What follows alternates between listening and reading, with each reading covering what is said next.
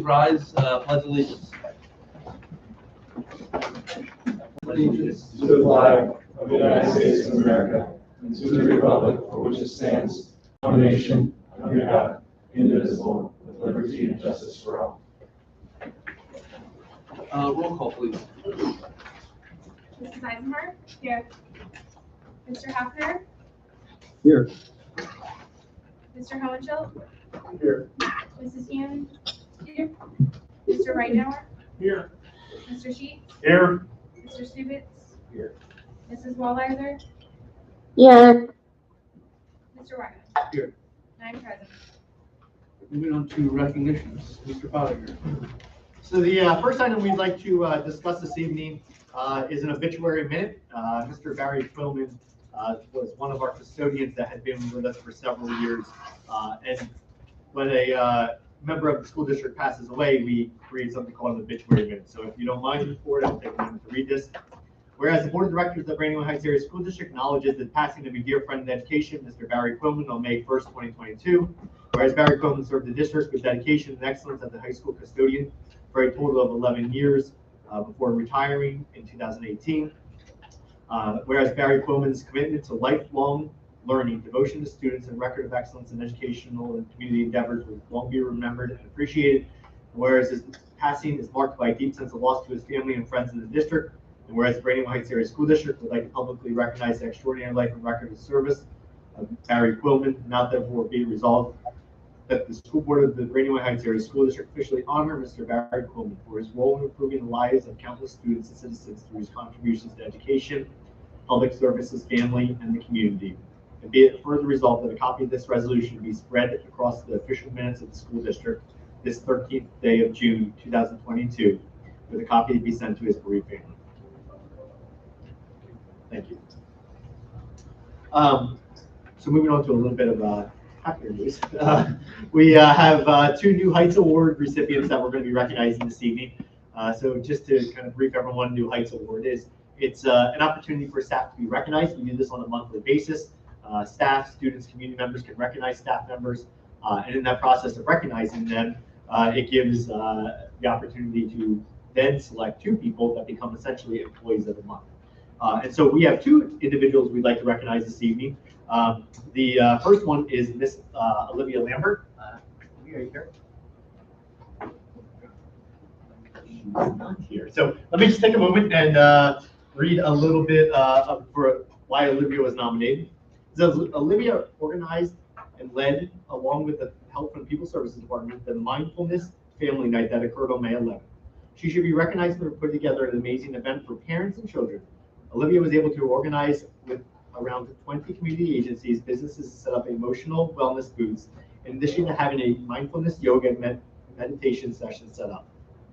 Coordinating an event of this magnitude is an even more impressive as her first year as a school psychologist. As a vital member of the Pupil Services Department who has shown exceptional skills beyond more experienced school psychologists, she is certainly worthy of the New Heights Award. So we will certainly make sure that Olivia gets this recognition, and she definitely is recognized for that award. She is new to the school district. As mentioned, she is a first-year school psychologist with us and really has a wonderful personality for the role. Second, we'd like to recognize Erica, and I saw Erica is here. So Erica and Mr. Jinich. So Erica joined, is it 3 years now? That was my second year. That was your second. We're going into the third. Yeah. She is one of our science teachers in the high school. She has made phenomenal connections with students. There are 3 awards or recognitions for Erica, so if you don't mind bearing with me. And it's neat because all 3 of them come from different sources, some students, some parents, some faculty.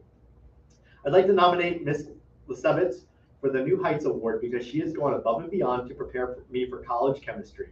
After Chemistry 2 with Ms. Lesevitz last year, I felt confident in my chemistry skills, which have paid off in Penn State chemistry class last year as part of the Medical Health Professionals program.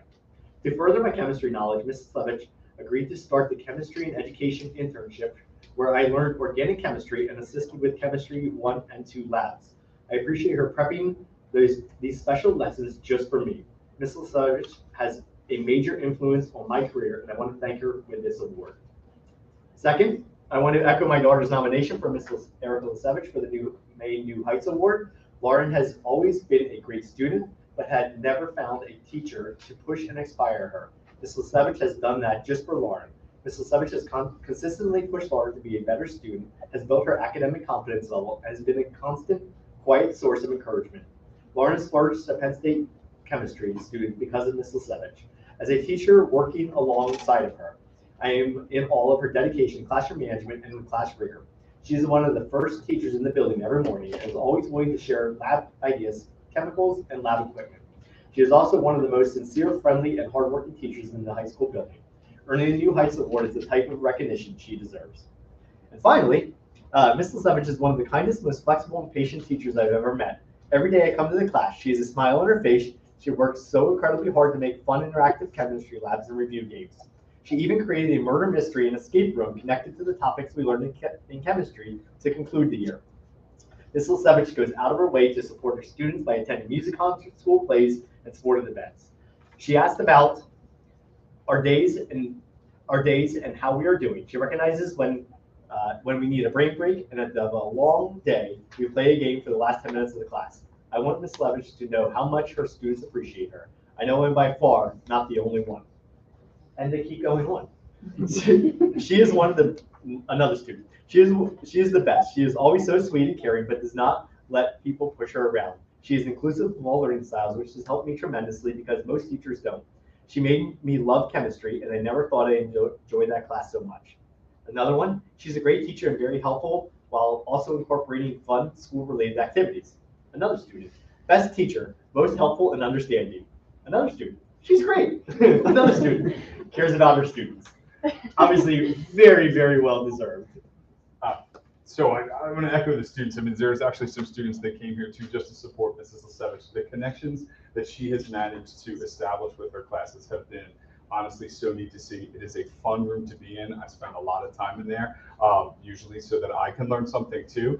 She teaches challenging science to students, and they understand it and they respond really well to her. And she's just been such a positive voice in the department. And to have her along with me for these 2 years, which have been the most interesting of 2 years that you can have starting out in your educational career, but to see what she has done with our students into the building has been phenomenal. Love working with her and seeing what she does with the kids.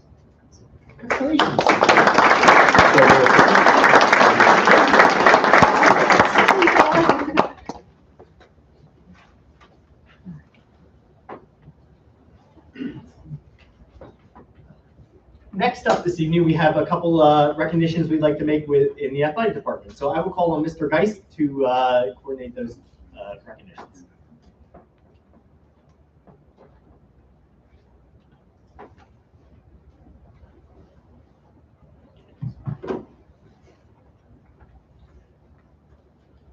Good evening, everybody. Good evening. Can I ask the track athletes that are here tonight to come up here and join us? And the parents, too. Okay, parents can come up, too. Don't run out. All right. It is an honor and privilege tonight that we recognize some of our special track and field athletes that did a tremendous job this year. We may have a small team in comparison to some of the other teams we compete against, but we are mighty. We had almost half of our track athletes make it to qualify for district competitions this year, which is a great accomplishment for our small team. And we were led by a number of our individuals that did an outstanding job all year preparing and getting ready for competition. I'm proud to announce tonight that we had 2 gold medals at district competitions this year. If you guys don't know much about District 3 is a huge district with a lot of schools. So what they did is a huge accomplishment. First off, our 4x400 District 3 2A champion team, represented here by Adam Peterson and Joshua Sterner, who are present tonight. Dakota Thomas, who's also part of that team, he wasn't able to make it here tonight, and Tyler McCulloch, and his parents are sitting back there. He couldn't make it here tonight too. Probably on some senior trip, we were, right? Okay. But I think these guys kind of came out of nowhere to really take that gold. As the year went on, like I said, we were this small little team here at Brandywine Heights, but as the season went on, other teams, other coaches recognized the talent that we had as part of our track team. And I congratulate that 4x4 100 team for winning the gold. So that's a big accomplishment. I also want to give a special recognition to Joshua Sterner, who also medaled in the 400 meter at states as well. So congratulations to you for getting that medal. And also Adam, first year running track, right? Gold medal winner in the 100 meters. So in District 3 2A. So another outstanding accomplishment. I'm very proud of their accomplishments and how they represented Brandywine Heights at our district competitions. And I know you guys, Tyler, of course, we congratulate him not only by getting a gold medal, but also graduating. But all the rest of the team, we're looking for good things in the future because everybody else is coming back next year. So congratulations on a great accomplishment. And I also want to thank Shay Dean because I know we got off and we had some we had a rocky start and we had some controversy throughout the year, but I want to thank Shay Dean for taking over as coach and Amanda Potiker for taking over as coach to help these guys and get them ready for competition. And I'll let you, if you have anything else you want to add. I just want to say I'm very proud of you guys for getting so far in the track season this year, making it to states as a small school, as Mr. Ray said, is a very great accomplishment, and I'm proud of you guys. Let's give them a hand. Thank you, guys.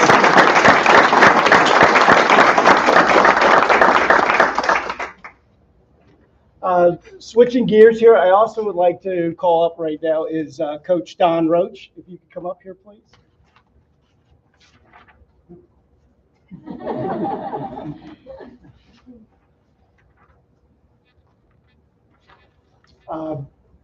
This is an honor and privilege for me to tonight to recognize you, Coach, for all your accomplishments.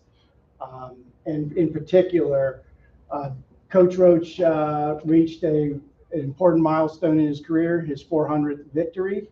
It's a great accomplishment.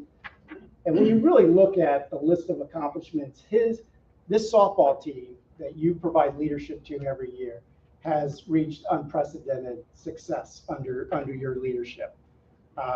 15 division championships, 6 county championships when we're going against schools twice our size, 10 district championships, and making it to 5 PIAA championship games and also achieving a state championship.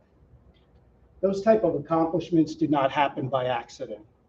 It takes strong leadership, and that's what you provide every day.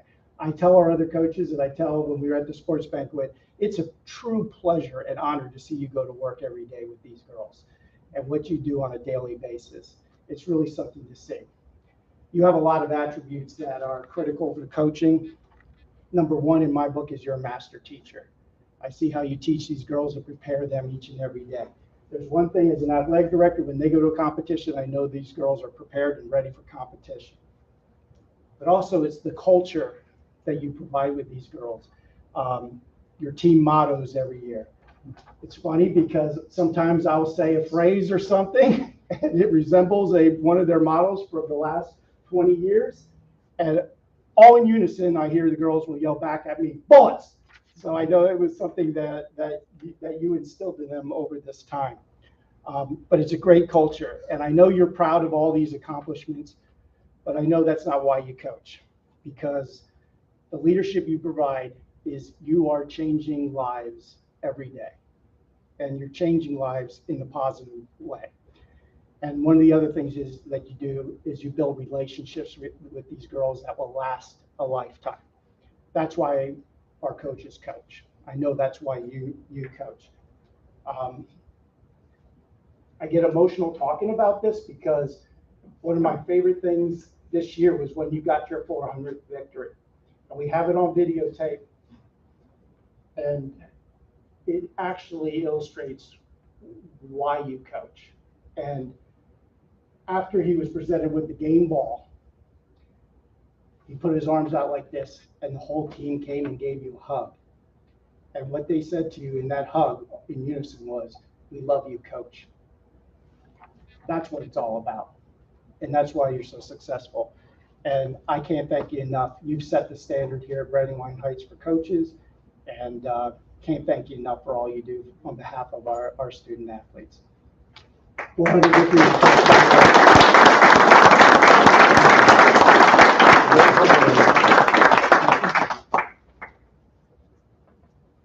Mr. Roach, huge congratulations. Students, awesome job, guys. You did a phenomenal job. What'd you tell me? What did you tell me when I saw you afterwards? Don't worry, we got it next year, right? Oh, yeah. Huge congratulations, guys. That's awesome. What an amazing feat you accomplished. I'm really proud of you guys. Awesome. I also have one other thing to say. I know Coach knows he can't do it alone. I want to also thank Coach Rick Begley, his assistant coach, his right hand here. He's also another awesome coach here at Brandywine Heights. Thank you, Rick, for what you do. Yeah, stand up.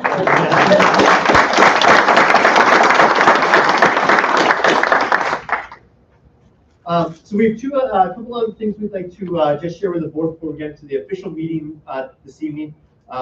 We were very fortunate to receive a very generous donation from Air Products. Air Products is transitioning into a new facility, and so a lot of their office furniture was up for donation, and they were able to donate a lot of that. So we have new office chairs for the staff, some new small group learning tables like these that we're going to be using for students. So some really neat opportunities for us to capitalize that and update some of our furniture through Air Products. Secondly, I'd like to recognize that we started the process of something called the Bullet Points newsletter. The spring summer edition was just released, and so I would just like to call the board's attention to that. In there's a very nice piece about our graduates and recognizing their wonderful accomplishments as we wish them well into their next endeavors in life. Finally, I'll turn it over to Mr. Volker.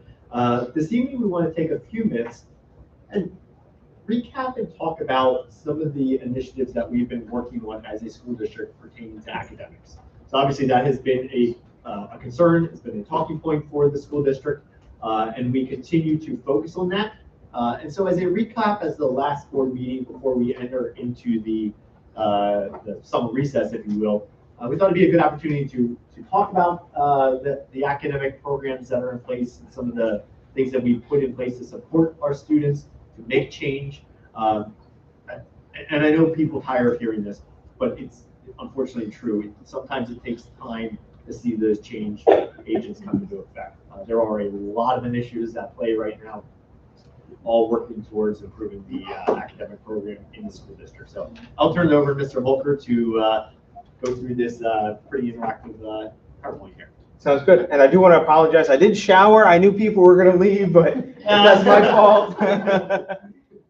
So good evening, everybody. I think as a school board, the administrative team often will come to you and say, hey, we're going to work on this. We're going to work on Act 13, and we're going to move forward with Frontline to manage specific teacher evaluations. And what you're getting is you're getting specific components, different snippets of everything that's really required to make sure that we drive a quality, successful academic program forward. But as Mr. Pottinger and I were talking, we thought it's a really good time now just to come back to the board and make sure we all understand how these different pieces of the puzzle fit together. Because you can't just have one. It's not good enough just to have quality curriculum if you don't have quality instruction. And if you have quality instruction, but you don't have quality assessments to figure out what the students are learning, then you might be teaching the wrong things. So all of these different components go together. And that's really what I want to try to illustrate today. So you can see all of those different unique snippets that we've been working on, how that all fits together to the bigger picture. So what I have up here is these are the components that an educational institution, such as ourselves, needs to have in place for a quality educational program. So what I'm going to do is I'm going to start going kind of one by one through this. So to start, we need to start with curriculum. And that's honestly where we started years ago. Our curriculum has been robust, and it continues to be. We have 271 unique courses across the entire school district, and every single one of those courses has its own unique curriculum that's been designed for it. Not only do we have that curriculum, but we can guarantee that it is aligned to the academic standards as they need to be.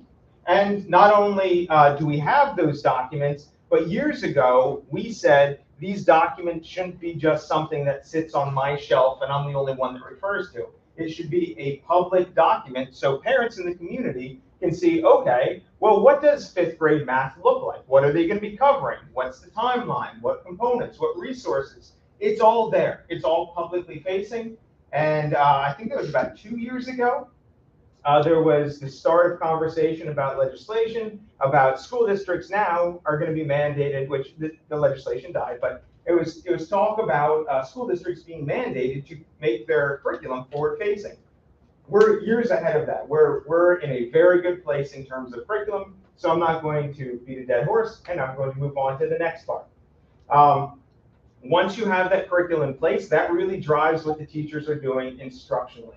So we've had a lot of work over the last several years where we're focusing on instructional best practice. That didn't necessarily start with, okay, just what's going on in our district. We actually went outside of Berks County, and we found schools that were either being successful with their overall achievement or their growth data that they were seeing. So we've gone through a number of different schools. We've done site visits. And one of the biggest takeaways that we found was schools that seemed to have a lot of success implemented a hybrid type model of instruction, which is just a fancy term for basically small group instruction, where there's a station rotation. The teachers are working with small groups of students focused on the individual needs of those students. So after all of those conversations, we came back as a team and said, okay, well, one thing I think we can do to make sure we're even more successful is to really focus on those Keystone trigger courses. And again, Keystone trigger courses are just the courses that students take, where at the end of it, they take a Keystone exam. So those are referred to as your Keystone trigger courses. So all Keystone trigger courses at the high school are focused on implementing the hybrid model of instruction. So all of those courses, and we started there and we continue to spread year after year. We have some hybrid instruction going on at the elementary, intermediate, middle, high school, and that continues to grow. And we work with more and more cohorts every year, shifting that instructional practice. We took a look at our course sequencing. Before we did an algebra, geometry, algebra 2. After a lot of reflection and talking about how we can utilize algebra 2 to provide remediation for students that may need that after algebra 1, we shifted to an algebra 1, algebra 2, geometry sequence of courses. Through this process, we also implemented a supervisor of instruction and assessment position to make sure that the instruction across the board is where we need it to be. And that position focuses almost entirely on getting into the classrooms every single day and providing that ongoing embedded professional development for all of our teachers, K through 12. And that's been very successful. We've gone through and we actually clarified, what does quality instruction look like at the Brandywine Heights Area School District? And we put a whole pamphlet together about that, and we roll that out to our staff, and we make sure that we talk about that. And when we get into later about walkthroughs, we make sure that those components within what we say is important to be an educator within the Brandywine Heights Area School District. That's the feedback that we provide, and that's what we look for when we do our classroom walkthroughs and our observations. It's all focused on those specific things, connect it all back together, because none of these things are silos. We also thought it was extremely important to move forward with additional summer learning opportunities. So at first, it started with us just opening a lot of our curricular resources, but then we started increasing what we were doing with reading. And then we have Camp Invention, which started today in the building. So we brought that into the school. And then most recently, this is our second year that we're going to be running Camp Spark. So again, more and more summer learning opportunities. So we try to prevent that summer slide that happens. It wasn't just us as a school district, again, operating independently. I thought it was extremely good, and the team agreed to bring in outside perspectives. So we partnered with the BCIU.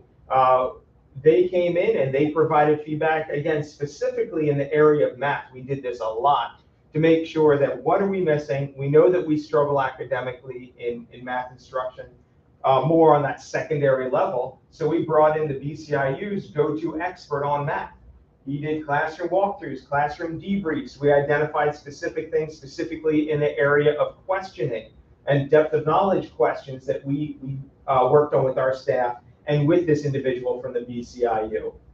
Professional development is always that biggest thing. I always say if I can give a teacher one thing, I want to give them professional development. I can't give a tool that will do anything better. These laptops are fantastic, but nothing replaces the teacher in the classroom. So we want to make sure that their teaching is at the highest level, and that's where we've really done a nice job personalizing that professional development. Not only did we personalize that PD to make sure it's tailored to the specific teacher's needs, but then we also added professional development time. We have extended Tuesdays. We added a day to the teacher's contract, day 189, and that was all part of the contract negotiations, and all of that time is used for professional development. Again, as I was talking about classroom walkthroughs earlier, we provide at least one classroom walkthrough for every single teacher, every single quarter. So teachers are constantly getting that feedback from an administrator on what we think of the instruction. If there are follow-up questions, we follow up with those teachers. But again, it's that ongoing professional dialogue. And then, of course, we do have our formal observations that happen in partnership with the evaluation cycle, where there's the differentiated supervision plan, formal observation. Not to go through all the details of that, but that is a big part of it. And then we've also increased the rigor with which we provide our new teacher induction program. So now all new teachers actually go through a conversation cycle with our supervisor of instruction and assessment. Additionally, we're looking to increase the length of that induction program. Right now, it's a 1-year induction program. Moving forward, we're looking to move forward with a 2-year induction program. Again, we know that the most formative years for a teacher are the first 3 years. So we're looking to maximize the amount of support we provide to our teachers. So that's curriculum, that's instruction, and then we get to assessment. As part of our strategic plan, we said we really want to make sure that we're utilizing that data to drive our instructional practices. We have a myriad of resources that we were using currently, CDTs, Imagine Math, IXL, FastBridge, and what we're looking to do to improve this practice, because it's even different right now for regular ed versus special education assessments. We're looking to move forward with a more consistent universal screener that will give us the data that we need across the board. So we're looking to move forward. We're already using FastBridge for ELA. We're looking to move forward with FastBridge Math next year. Again, there's that consistency, and that same tool is able to be utilized within the special ed umbrella. And in a little bit, when I start talking about intervention, you'll see it all gets connected, and that all leads into potential special education identification supports. So again, I just kind of alluded to that third bullet there. A big part of having the data is it's not just teachers' data then to have. We're making a conscious effort to make sure that it's a shared ownership and a shared responsibility with our students. So when we have that data, we're talking about one-on-one conferencing with our students. Hey, this is how you scored. What's your goal moving forward? So collaborative goal setting. And then what are you going to do as the student to help reach that goal? This is what I'm going to do as a teacher to help you on that path. But that collaborative goal setting to make sure that we're moving forward, graphing that data together, that's a big part of what we're looking to do. So then we have intervention. Moving forward, so everybody knows we have intervention in place. This last year, we've had more intervention in place than we've ever had before because of the ESSER dollars that were associated with that. And that's been fantastic. But as we have more staff members involved in the process, and we were evaluating that process, we realized, oh, you know, there are a couple of different areas where we could strengthen and bolster what it is that we're doing in terms of practice. So what we're doing from kindergarten all the way through the high school has a similar look and feel. So again, we do understand that students learn at different rates at different times. There's nothing wrong with that. That is completely normal. But making sure that we have more supports in place for for those students that are struggling academically is really where we wanted to bolster our work. So we've done a lot of research investigating different resources that we want to implement to make sure that we close those academic gaps as quickly as possible. And we just have a traditional, you have a 3-tiered model. Tier 1, what happens at the lowest level of support are things that the regular ed teacher can do within their classroom. And then if that student needs additional support beyond that, that's where it goes into a Tier 2 level of support, where there's an interventionist that's providing support. And then you go up to Tier 3, where it's intensive additional supplemental instruction that the core teacher and the interventionists are doing. And typically what you'll see in a 3-tier model is at one of those levels, the students start improving and then you bring them back down. However, there are going to be situations where Tier 1, Tier 2, and Tier 3 aren't successful. At that point, we have all the data, so there's not a massive delay for potential identification to receive special education services. And that process will be seamless moving forward. So that's something that we're very excited about. And again, you heard me talk about academic support several times, because our goal is to have this robust intervention plan ready to go for the start of school on the academic side of the house, so instructional support. But we are also currently in the process of developing behavioral and social emotional support for students too, that will go through a similar process, albeit it's going to be slightly different, but we want to make sure that students are supported, again, when we talk about the whole child. The next item we have here, time is always the biggest challenge. So we've done a lot of work looking at schedules. At the elementary schedule, nothing really is going to change in terms of length of day. However, we spent a lot of time taking a look at that schedule, and we found that the way that it's currently set up, it's difficult for those interventionists and special education teachers to pull students without pulling out of core instruction. So you're stealing from the time you want to provide support in. So what we've done very collaboratively is devise a new schedule similar to what we have in place now, but that actually has small group instruction time aligned across grade levels. So when I am that interventionist teacher or the special education teacher, I have a very specific time that I can provide supplemental instructional support for those students instead of pulling them out of a core class. So that's going to be very important. Really, just being honest, one of our biggest goals of looking at schedules was trying to find a way to get more instructional minutes to our high school students.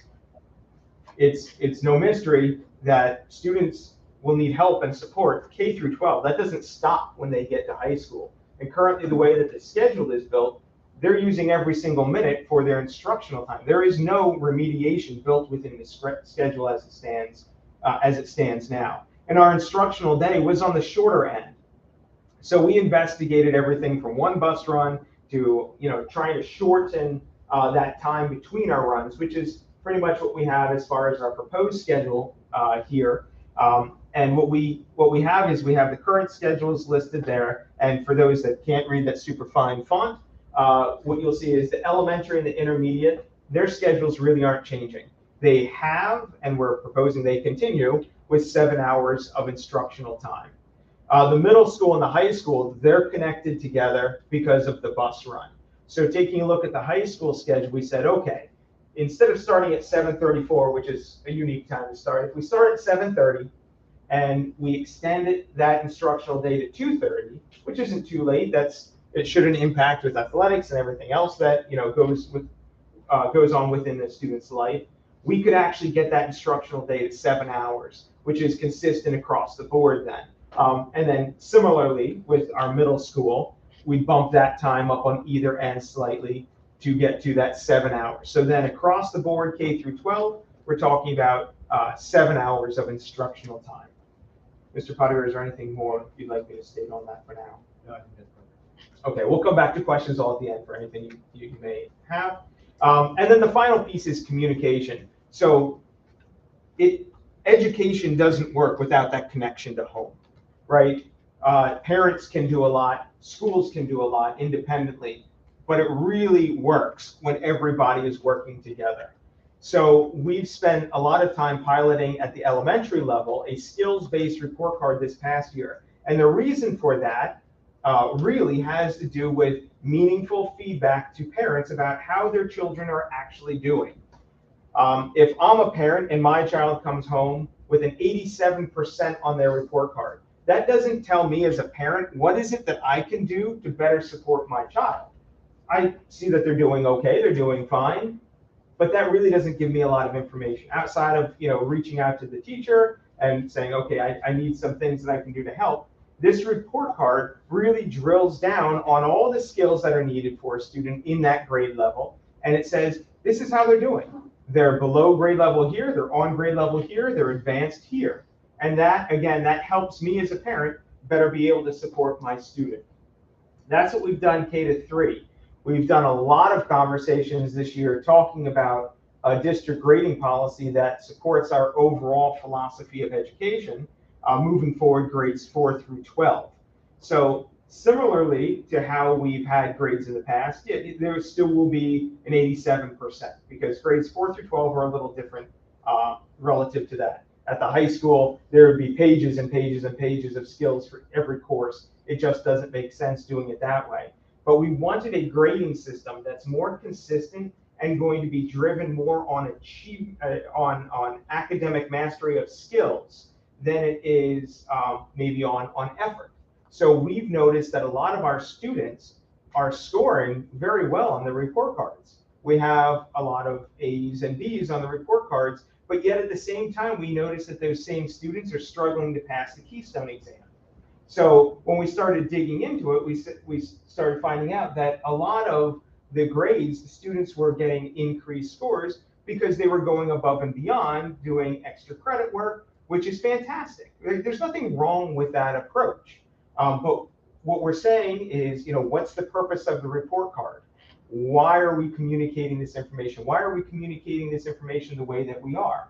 And it came back to, we need to make sure that our report card is truly more reflective of the child's ability than it is maybe more on the effort side. So what we're proposing is actually shifting to, instead of a point-based system, a weighted scale. So 60% of a student's overall, so an increased percentage of a student's overall report card grade is going to come from those summative assessments. And again, that could be a project, that could be a formal traditional test, the way that we do it, but something that occurs at the end of a unit of study to identify what it is that students have mastered during that portion. And then 40% is going to be that formative assessments, those smaller point assignments that go on throughout the quarter. Having this conversation, we said, oh gosh, well, if we increase the importance of these summative assessments, what happens for those either students that are the traditional not good test takers, or they just bomb a test, something happened? So we had a long conversation about that, and we said, you know what? We believe in the growth model for our students. So if there's a student that didn't test great on day 27, I don't care if they didn't learn it on day 27. The goal is that they learn it, kind of outside of the time realm. So we're encouraging retesting, and for all summative assessments, that is something that we're encouraging our students to do. Now, we still need them to take ownership and responsibility for their learning. So if they want to retest, there are certain things that they're going to have to prove to the teacher. And we have all of that detailed. But again, the goal is, okay, you didn't learn it now. Let's work on it, practice, improve. How are we doing here? And again, growth is what it's all about for us. We don't necessarily care about day 27 mastering it. It's at the end of that unit of study. We want to make sure you know everything before you move on. So that's a consolidated, quick, brief, I'm not sure, a way to share that there have been many things that we've discussed at the board level and many things that you have supported. And our goal of this presentation is make sure that you see how all of those pieces are fitting together to help drive that instructional piece forward, to help drive that student achievement piece and that student growth piece forward. I know now we all want the PA standardized assessment grades to go up, and that is something that everybody is working on. I can tell you definitively that our students are taking these Keystone exams much more seriously than they ever have before. And the support is there from our teachers. That is tracking in a positive direction. But things like this don't just change overnight. So we don't have our PSSA scores. We don't have our finalized Keystone scores yet. I'm expecting to see improvement, but I don't expect to see a light switch turned off and on. It's going to take some time, and with all of these supports in place, we're headed in the right direction. I just want everybody to see everything that's going on. So should we get our scores back, and one area might not be what we want it to be, realize there is support in every single area. All of the components that need to be in place are in place, and they're constantly being strengthened. And if there's any concern about any of that, please know I'm happy to go way more in detail about anything you want to know here. But there's a lot of good things going on here. Our teachers are doing well, our students are doing well. It's just a matter of time until we see the data track in a positive direction. Thank you, Mr. Wilker. Yes. So again, the goal, if we talk about what was the goal for tonight, is just to illustrate that inner workings of all the different initiatives and supports that are in place to support that student growth and to support that student success. And that, I think, does a very nice job. And Tom went through a whole litany of things underneath each bullet point that are interconnected to everything. So again, the goal was, we talked in what I feel maybe silos of all the different things that are happening. Maybe we talk about instruction here, maybe we talk about assessment here, maybe we talk about a position here, but this was a way to capture all that support in a network type fashion, so you can see those in a work. Thank you. Thank you very much, Tom. Mr. Fodder, a couple of quick Oh, follow-up I'm questions. sorry, yes. Would that be all right? Yeah. Okay, Tom, don't go away. Yeah. Okay. Yeah. Excellent overview, by the way. It really helps to see all the integrated moving parts. Thank you. The teacher induction in particular, Yes. you said that you're extending it from 1 year to 2. One of the things as a board member that we see all the time over all the years that I've been involved is a request for approval of a mentor. Mhm. So we have a new teacher matched with an existing experienced teacher. Is there like a job description for the mentor? I know they get compensated for that extra time. I'm sure there's some expectations set, but how structured of a role is that? And how do you identify whether that's been a successful and productive match versus just an assignment, a connection? Yes, so everything within the induction plan gets developed, set, and revised as part of Pennsylvania Department of Education's comprehensive plan. And new, coming out of recent legislation, Pennsylvania Department of Ed is actually the one that's going to be saying your induction program must be at least 2 years. So they don't have the details on that yet, but they said this is what we're going to be doing. In our induction program, we have a lot of details about what it takes to be a mentor, what qualifications you must have, and then we have a monthly step-by-step what it is that the mentor and the mentee and building principal and team all should be working on, should be focusing on, and collaborating on. At the end of the induction program, there is actually a formal evaluation process that's done by everybody involved. But then obviously we have ongoing monthly meetings where, I mean, the building principals are the ones that manage the monthly meetings. And as part of that, informally, not as formally as you may be thinking, but informally, we're constantly monitoring the process, or I should say the success of that partnership between the mentor and the inductee. But formally, it gets evaluated at the end. Yeah. Along those same lines, and certainly I know that you've used a lot of committee structure to drive some of these enhancements and initiatives. Have we formally surveyed our 140 or so teaching professionals to ask them, in addition to all of this that you guys have been working so hard on, what else they need to be more successful in the classroom? In terms of professional development, or are you thinking in terms of induction? Broader, professional development, resources, Mhm. time, anything. So Tell us to- what else you need. These are all the things we're doing. We think this is gonna really help. Yep. What else can we do? So what we do is as you mentioned, we have the Professional Development Committee, which meets annually. And then typically it's about every 3 years, we send out a formal survey, which asks exactly what you just said. Is there something else that you need? And we've done that a myriad of ways. We listed, here are a bunch of different professional development topics. And we've also done it where just tell me, and we'll read through every single response that you have. We've done it both ways. This summer, we are looking to kick off our next phase of strategic comprehensive planning. Actually, every board member will be receiving an invite if you are interested in joining as part of that process shortly. And in that process, there is a professional development focus, and there's also an induction focus. So both of those things are going to be really focused on this summer in terms of where we're headed for the next 3+ years again. Helpful to know. I might, for just personal recommendation, encourage you to consider more frequent survey input than every 3rd year.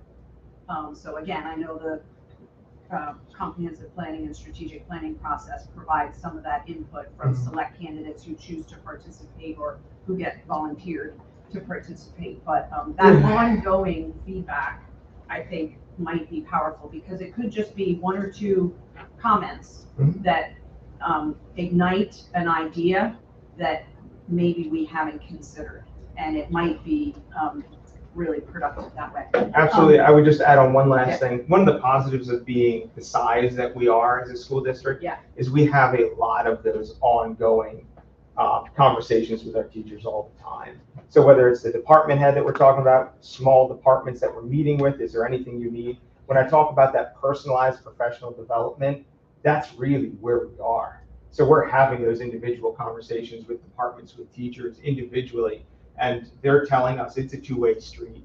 I do feel as though PD, we're in a very good place.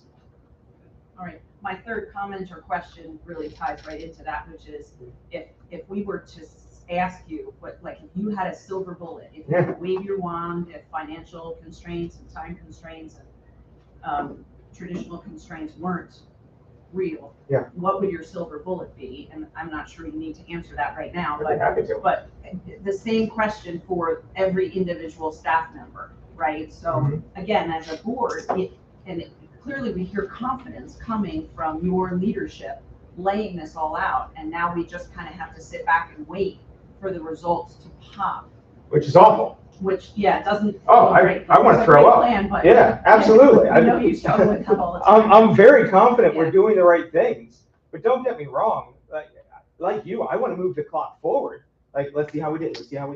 And it's really hard being in this situation where, we meet with our teachers, we look at the instruction that they're providing in the classroom, we're reviewing the data, we're making those decisions based on that, we're implementing the intervention, the schedule is being adjusted to maximize that remediation time. Everything is right where it needs to be. It's just, okay, well, is it the end of the year? Did we get the assessments yet? And that's a hard place to be in. It's really frustrating, because you do that and then you're like, okay, well, it's not there yet. Okay, do I have to wait a whole year again? And it's painful. Right. It's painful. And it's costly for our students, right? So that's the real issue. I mean, we can manage our pain, but who we're hurting is the kids. So when you said, what would I do? It's the intervention process that we're implementing. That's where I continue to focus, because with that, you have those built-in universal screeners that gives us that assessment data. And there is some conversation at the legislative level about potentially at some point moving away from those end of year summative assessments and moving forward with more formative assessments throughout the year. That's basically what we're doing here, because we're going to have 3 data sets throughout the year, break the year into thirds, and that's basically what we're doing to make sure that students are on track for that end of year summative assessment. Thank you. Appreciate your hard work. Yeah, it's the team. Okay. Anyone else? Thank you very much. Yeah. All right, moving on to hearing of visitors. Is there anyone that would like to? Public comment? Yes. Mr. Wagman and Board, Mr. Heiser, as the association president, I'm here tonight to support two of our outstanding teachers, Mrs. Esser and Mrs. Sollenberger. They're going to show up later on the personnel report, and I just wanted to say, as you make your tough business decisions, if you give them an opportunity to speak and just put a face and a little bit of what they do into your decision making. So appreciate it, give them opportunities. Sure. Thank you.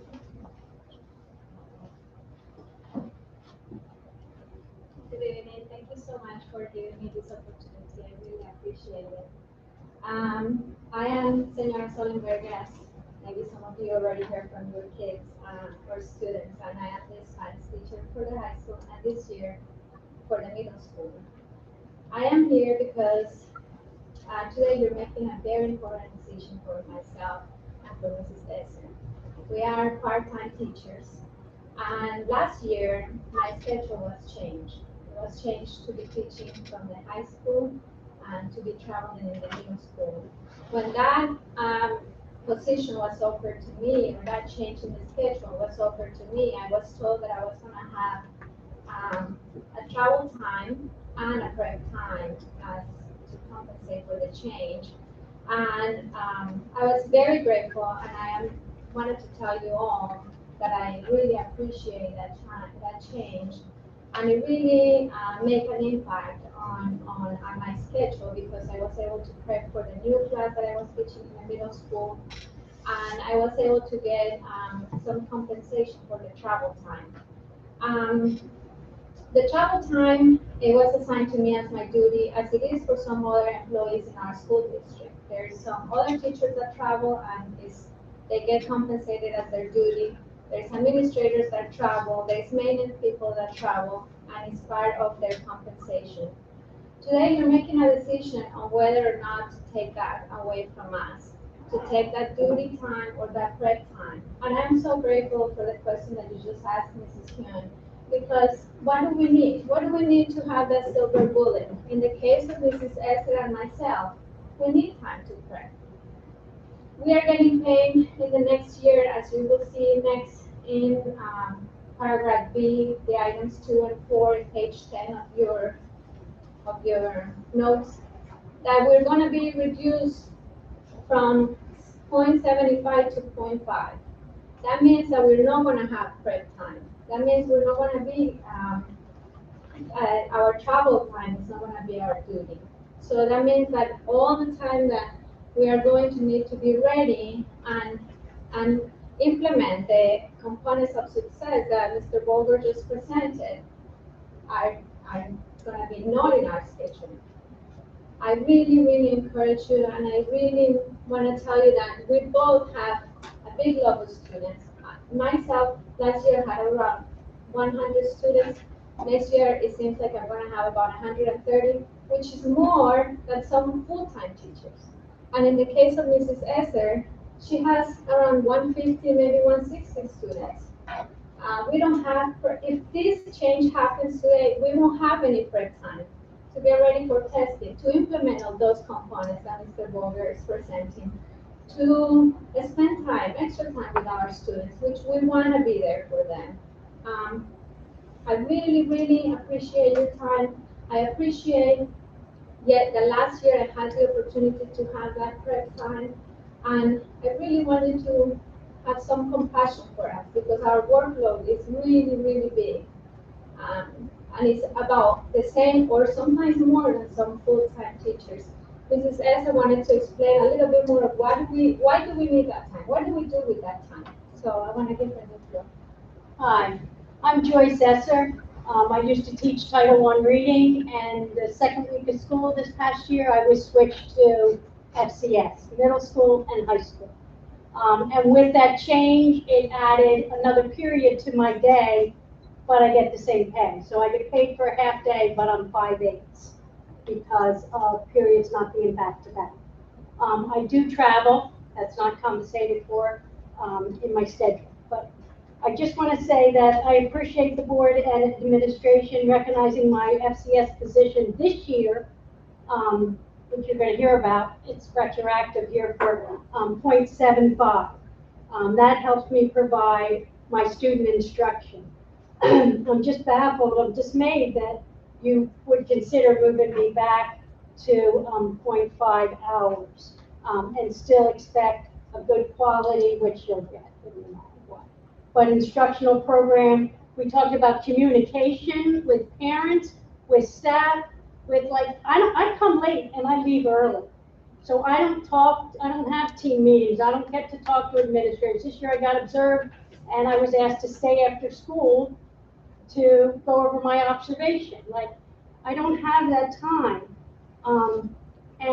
We have to prepare lesson plans. We need lesson plans for the children that align with the curriculum, that help the students.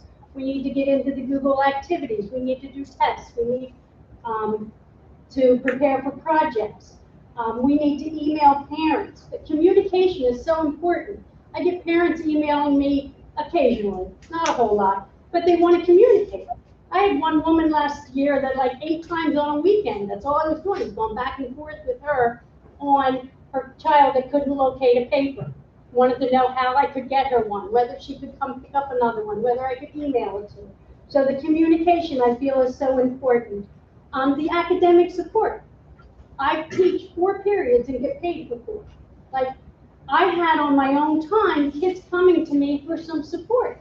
And I am not going to say no. Go away, my time's up. I can't. I love these kids. I love my job. I enjoy teaching so much. I want to be available for these children. They email me sometimes for support.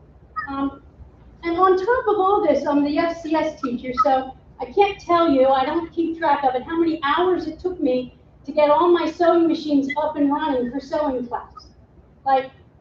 Or if you know somebody that ever wants to volunteer some time for sewing machines, I was on the phone 3 or 4 different times with the company trying to figure out why those teeth are working backwards on the, or why the tension's not right, or but 3 times I'm on the phone with the sewing machine companies getting that working. Also shopping. I'm teaching this year an advanced cooking class. That will take a lot of prep, plus on the grocery store. I go to the grocery store for my FCS class here, for my FCS class at the high school, on my own time. That's what I have to do. And I just think to get paid, 0.75 to have that period to do, and it wouldn't cover the whole grocery store, that's fine. But at least give me some time to have some academic support and everything else I mentioned. But thank you very much. Thank you for your time. Thank you. Anyone else like to, any comments to the board? All right, hearing none, moving on to Board of Directors report. I would like to ask if the board would be okay under the personnel report moving B5 under Board of Directors report. Is that okay? What are you doing personnel? Moving the personnel B5.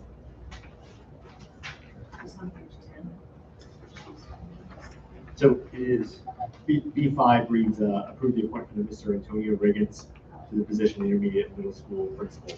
So Mr. Riggins is joined by his family this evening, and we thought it might be appropriate to be able to move that up front. I don't want to watch them. So is that okay? I'm trying to be conscientious. So if that is okay with the board, I'd like to get a motion and a second. Motion. Few seconds.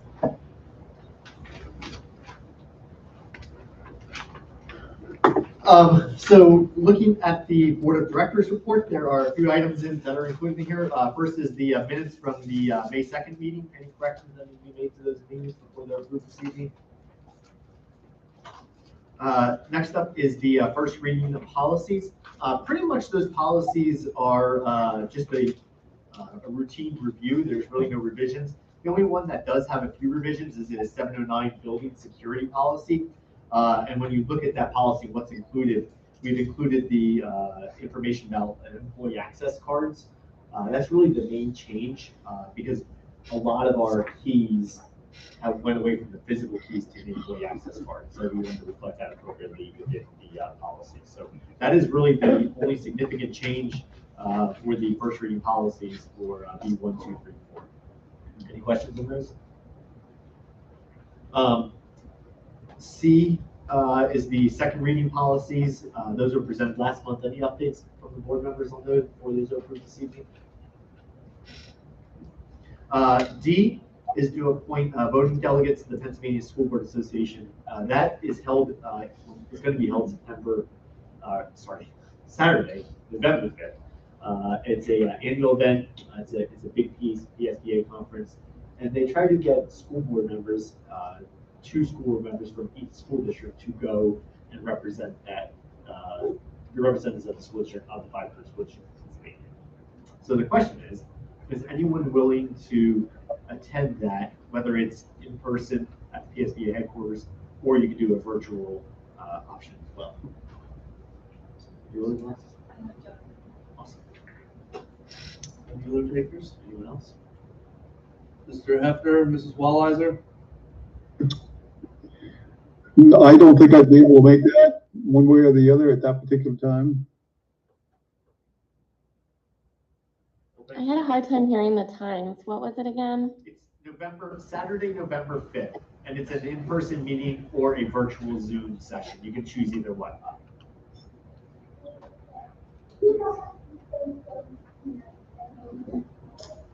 And where is the location?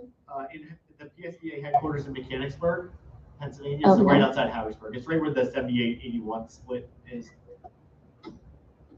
Oh, I think I did do that virtually before, I believe. Yeah, that's no problem. Yeah, that's it. Alrighty. So Right there, Mrs. Walliser and Mrs. Eisenhower.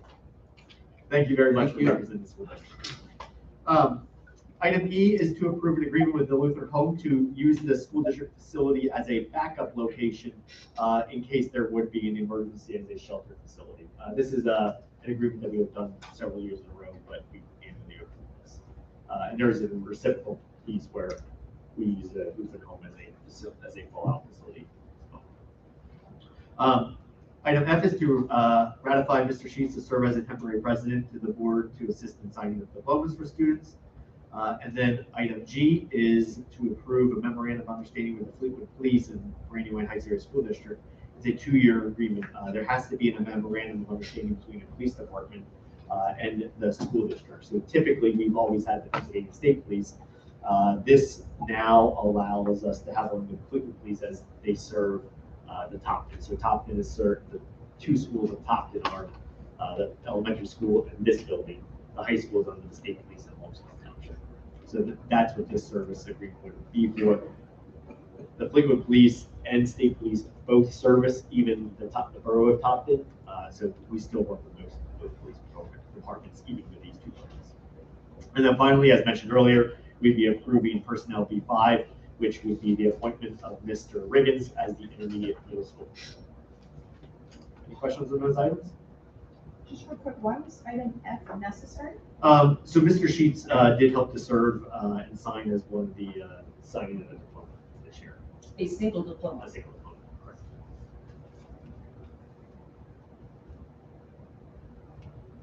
Move on to committee reports. ECIU, this is you. Good evening, everybody. I asked Shahid to place a couple of links on the report. Beyond that, in the spirit of time, I'll just direct your attention to that. There's some good, useful information there.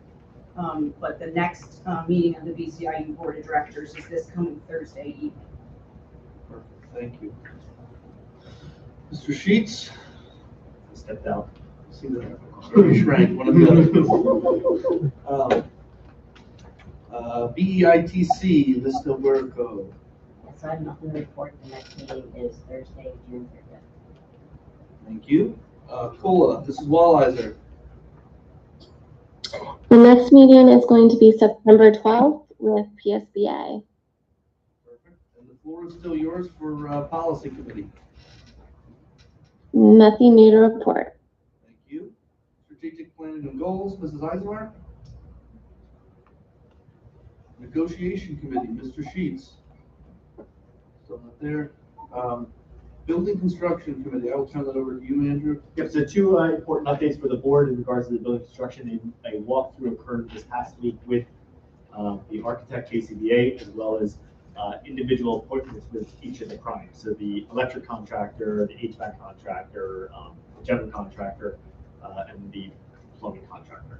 And so we went through and had a targeted list of all the things that still need to be completed for this project, and have created a set schedule for each of those primes so that they, when we did tour of the entire facility, point out all those issues that are still remaining. It did get some traction, especially now that the students are out. A lot of workers have been here the last week to help remedy and close out that project. So I'll keep the board apprised of that as we finally wrap that project up.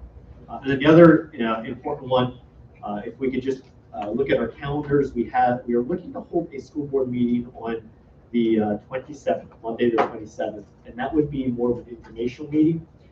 It will be a report out from the ESCO. Brewer Garrett is our ESCO company that has done work since really the late fall through the spring, evaluating different HVAC options, some outdoor facility upgrades.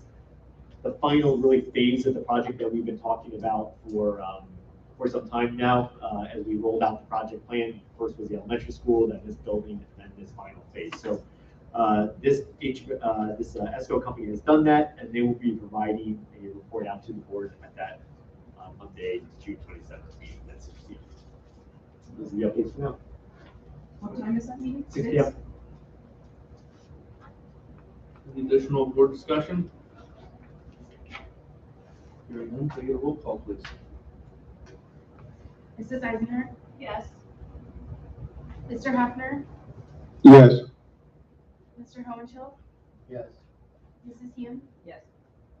Mr. Reitnauer? Yes. Mr. Sheets? Mr. Stevens? Yes. Mrs. Wallheiser? Yes. Mr. Weiser? Yes. 8 yeas, motion passes. Congratulations, Mr. Regis.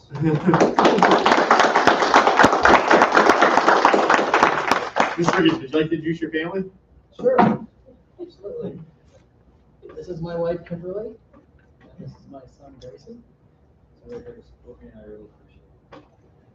So this is quite a wonderful opportunity for Mr. Riggins, but also the school district. I think most of you know Mr. Riggins and what he brings to the leadership realm, but it's a neat story. He started as a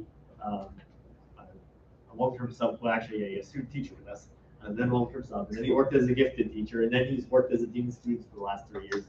He's made so many awesome connections with the staff, with the students, completely dedicated to the school district, completely dedicated to the events that are happening in the school, outside of school hours, to the community, and he's had a chance to already meet and address the staff, and the response was overwhelmingly positive. So, Mr. Riggins, we welcome you to the team, and huge congratulations to you and your family.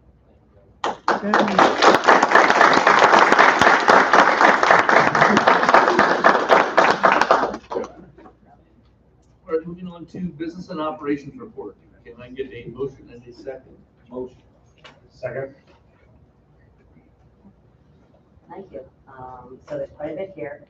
So I'll kind of do it in bite-sized pieces, and if anybody has any questions, obviously just interject and I'll be able to answer them. So items A through D, these are the bills list through this evening as attached. And then item E is the financial report, so the revenue expenditures reports, the student activities and trust report, and we have no budget transfers to report. So getting into the special ed pupil services, items 1 and 2 kind of go hand in hand. We typically approve multi-year agreements for school physician and dental exams for our students. Item 1, it says ratified. We actually did approve a 3-year agreement, but in the wording, it only listed the 2 years, so I'm just bringing this to the board again for approval, so it's shown in the minutes. And then to kind of align the two agreements on multi-years, we approved the 1 year, well, we're asking for approval for a 1 year agreement with Schumann and Schwab to do the dental exams. They are our current provider, and they agreed to continue providing those exams at $5 per student. And then we get into a multitude of ESY agreements, tuition agreements for next year, and contracting for services for our select students. One item to note is we are approving an addendum with ESS. That is sort of, that's number 10. That's sort of, we have addendums, and that's sort of to bring the agreement up in line with the current wages. So the original agreement only had one item listed, and then we did an addendum that had multiple. So there was some discrepancy on, should just that one line get a raise as the contract stated, or do they all? So that kind of clarified the language there. Getting into curriculum and technology, this is to approve our continued participation in the Bucks County Education Technology Pool, to have Sweet Stevens and Williams as our legal counsel. This is kind of a countywide initiative to provide services in regards to technology specifically. Then we get into facilities and maintenance. Again, there's a lot here. Most of these are annual renewals of service agreements. Item number 1 is, this is something that we do annually, is to approve unneeded, unnecessary equipment. And the board is actually authorizing this, whether we can sell it or dispose of it, depending on its condition. I would say a lot of these presented here they were already outdated, obsolete, but we continue to use them to the best of their ability. But now with the air product donation, we're officially able to get rid of them in one way or another. And then number 2 is a 3-year contract with HG Lions. They currently provide our HVAC maintenance. This is again a 3-year agreement. We did reach out to them when they gave us a proposal to go forward. It was significantly higher than the current agreement. So then we went out and did an RFP, and again, they were still the low bid. So as with all things, the cost has significantly increased. Over the 3 years, it's about $120,000 increase, but they were still the lowest bidder. Number 3 is to approve a proposal with TK Elevator to upgrade intermediate middle school elevator. Basically, back in July, we had inspections, and they told us that in varying capacity, all 3 of our elevators have some components that are no longer supported or in need of repair. So we're doing them with our capital projects over multiple years, basically in the order of need. So we're going to start with the intermediate middle school elevator. The next one, this was on the board last agenda. This is a ratified change order regarding the playground at the elementary school. This is the playground, the rubber matting as proposed. I believe there were some correspondences regarding the 3-inch to 4-inch that was shared out. And number 5 is the change order with MICO. This is the ongoing intermediate middle school project to replace the cabinetry and countertops in multiple classrooms. So number 6 is to approve a proposal with FMX. They provide our web-based solutions for maintenance requests, planned maintenance, inventory management, and dashboards.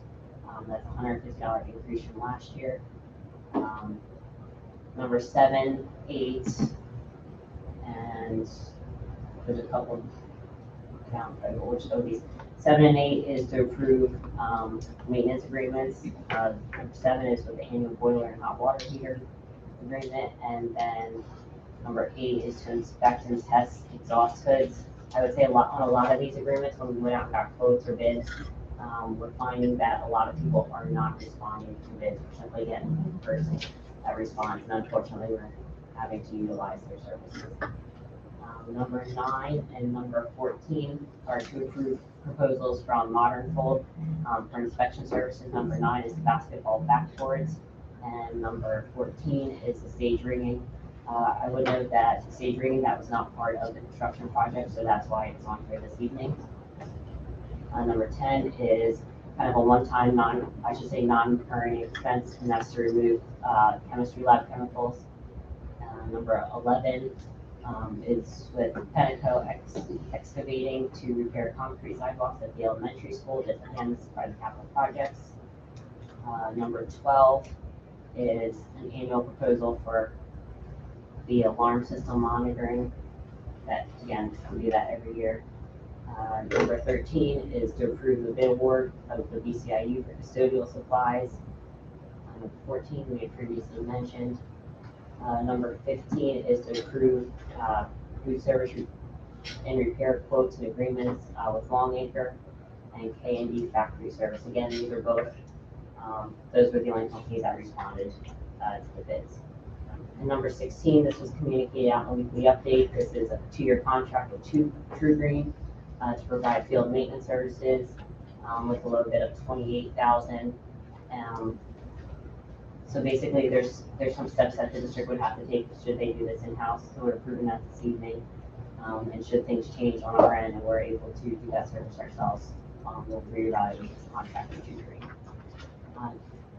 Letter I is to approve subscription of master library, that's scheduling software that the athletic department uses. Item J is our annual PSBA standard package membership. And then item K, this is an agreement in regards to food service with a DCTC, basically saying that we agree to provide free and reduced eligibility information so that they can claim the lunches that they provide to our students. Item L is to ratify the facilities use and hold harmless agreement with Keystone University. Letters M through O are awards being approved. I would say letter M is we're essentially reaffirming it that scholarship already exists, but they did submit a new form. The criteria didn't change all that much, but just to approve the updated criteria. And also to approve the establishment of the Hosea Klein.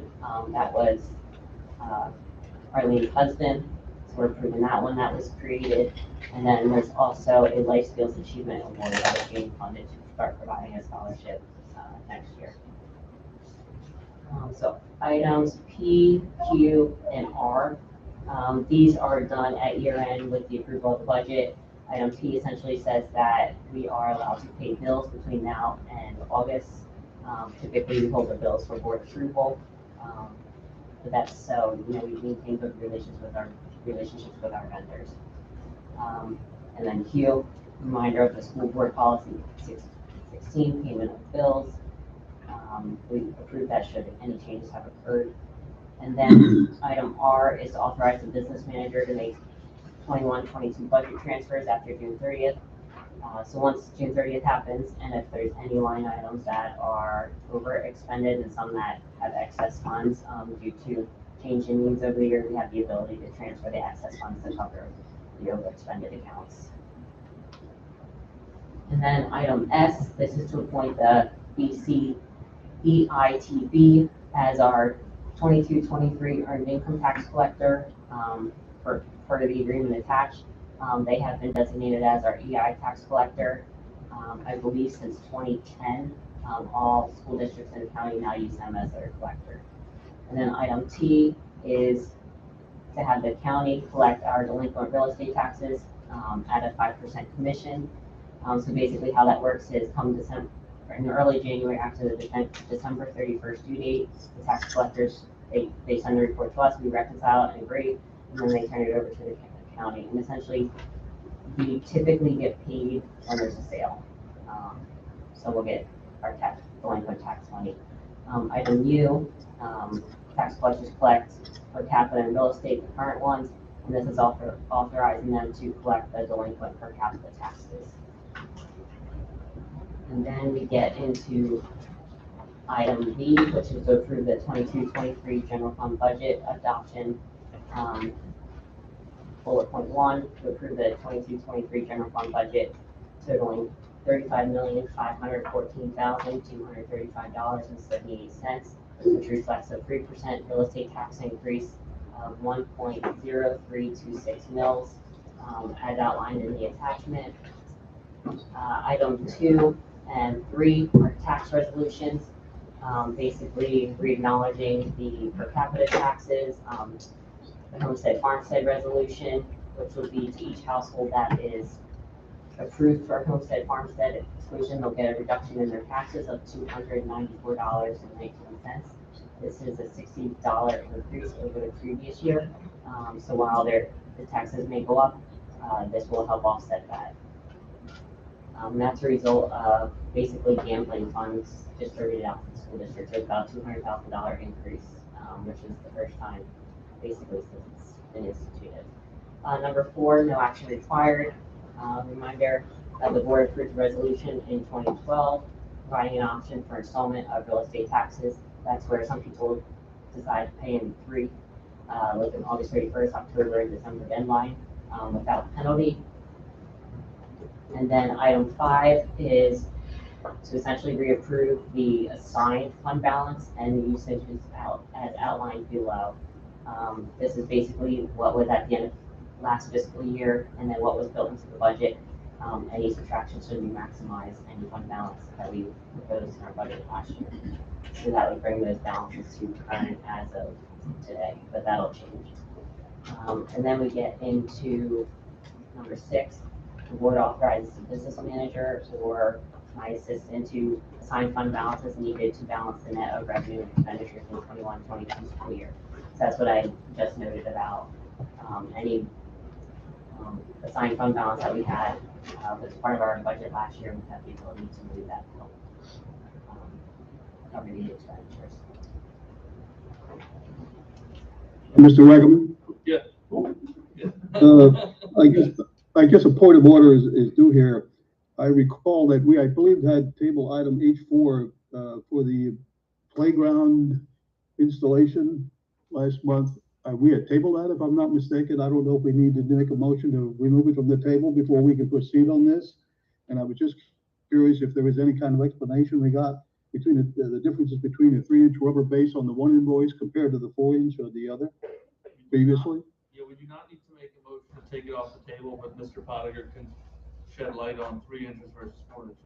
Yes, Mr. Hecker. So the rationale for the thicker surface area was that part of that area they covered was an existing macadam space, and then part of it was stone or ground with stone that was added. So when the compaction rating that they do, it was explained to me that they do it from a fall rating and then simulate a body, a student, a young child falling. And so that compaction rating on a hard surface needs to be thicker to be able to absorb that, hence the 4 inches, versus if you have a stone base, a compacted stone base, it doesn't need as much. And so that's why that's a 3 inch. I will share that now that it's done, the entire area is consistent in terms of you don't go from a 4 and then drop down an inch to another area. It's all one nice smooth area. In the agenda, I do believe there is some backup information that was shared with the district that is linked into that agenda there for the board. That has a little bit more detailed explanation, but that was their rationale. So in essence, we have one area with 4 inches and the remaining area, the newer area, is 3 inches. That's correct. But again, when you walk on it, it's all one smooth surface. Yeah, I had inspected that. I noticed everything was the same elevation, so that explains it. Thank you. Yeah, thank you for bringing that up. A couple of follow-up questions. First, just a comment. It's a shame you're not busy at all, Nicole.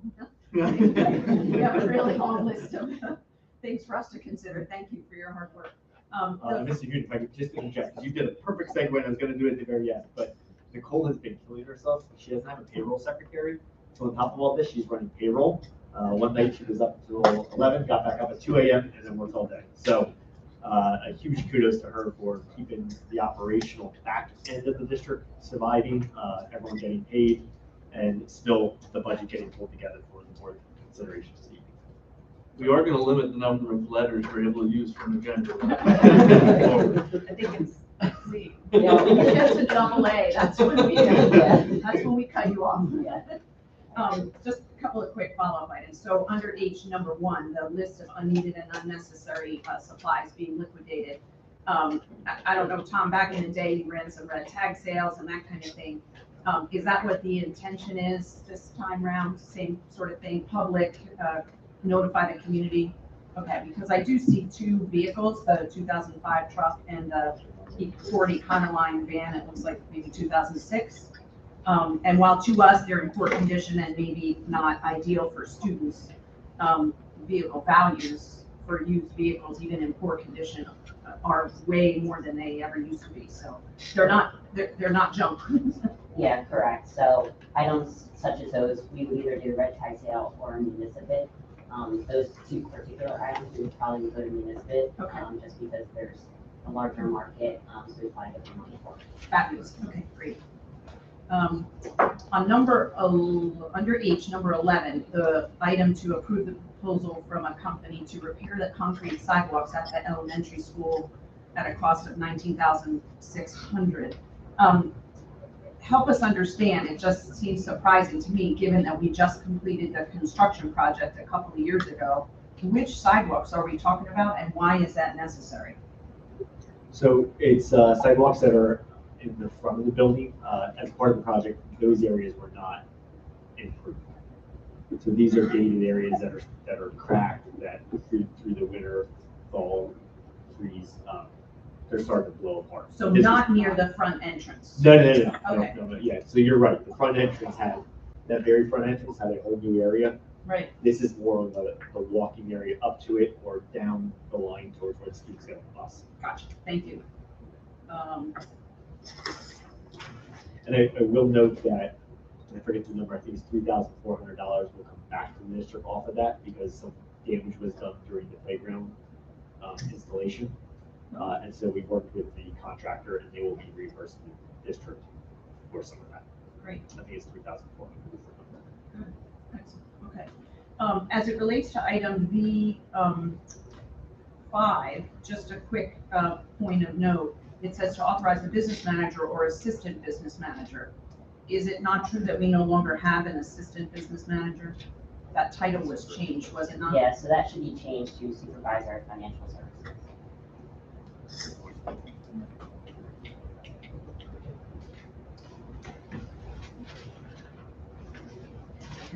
And then final question on B number 1, the approval or request to approve the overall budget for next year. Can you give us a quick status update? At one of the fairly more recent budget meetings, we had sort of put together a plan and then we had a long conversation about its pending notification from the Pennsylvania state about the governor's budget and the status of that in the legislature. Just if you would give us kind of today's latest update.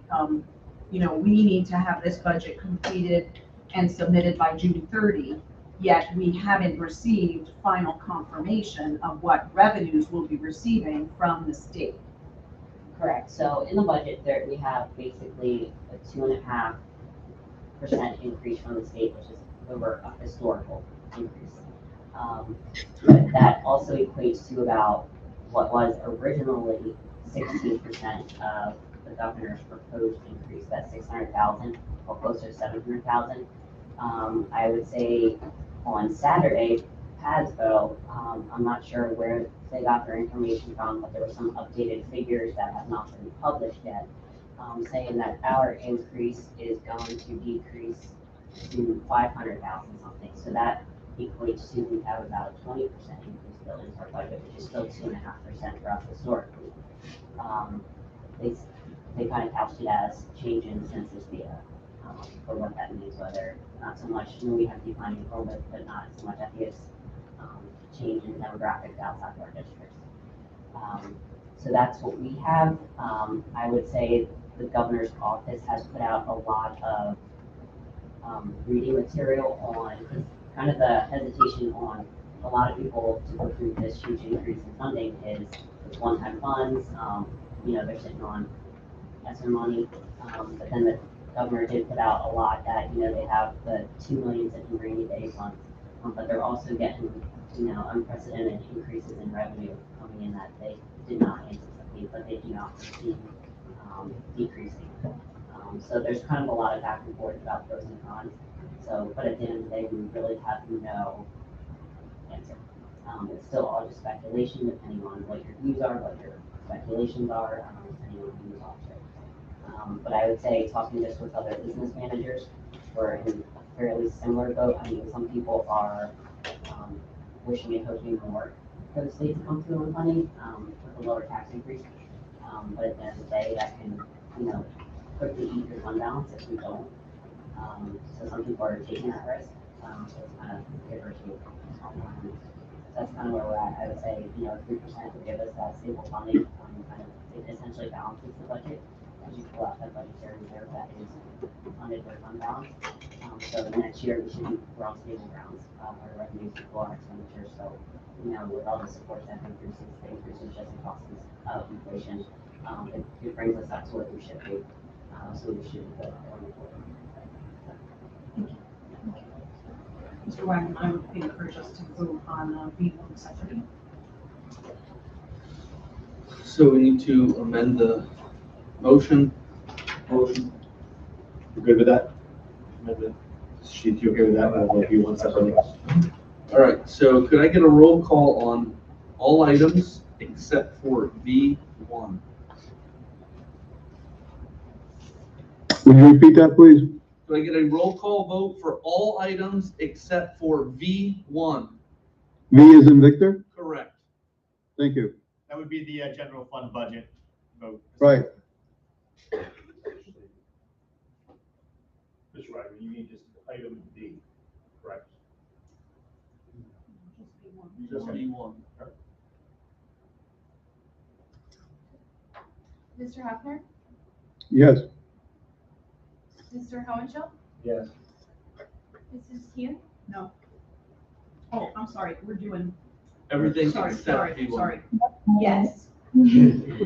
Yes, for the whole alphabet except for V1. Yes. Mr. Reitnauer? Yes. Mr. Sheets? Yes. Mr. Stubitz? Yes. Mrs. Walliser? Yes. Mrs. Eisenhart? Yes. Mr. Wagner? Yes. 9 yeas, motion passes. All right, now could I get a roll call vote for item V1? Mr. Hohenschel? Yes. Mrs. Hughes? No. Mr. Reitnauer? No. Mr. Sheets? Yes. Mr. Stubitz? Yes. Mrs. Walliser? Yes. Mrs. Eisenhart? Yes. Mr. Hefner? No. Mr. Wagner? Yes. 6 yeas, 3 nays, motion passes. All right, moving on to Superintendent's Report. Can I get a motion in a second? Motion. Second.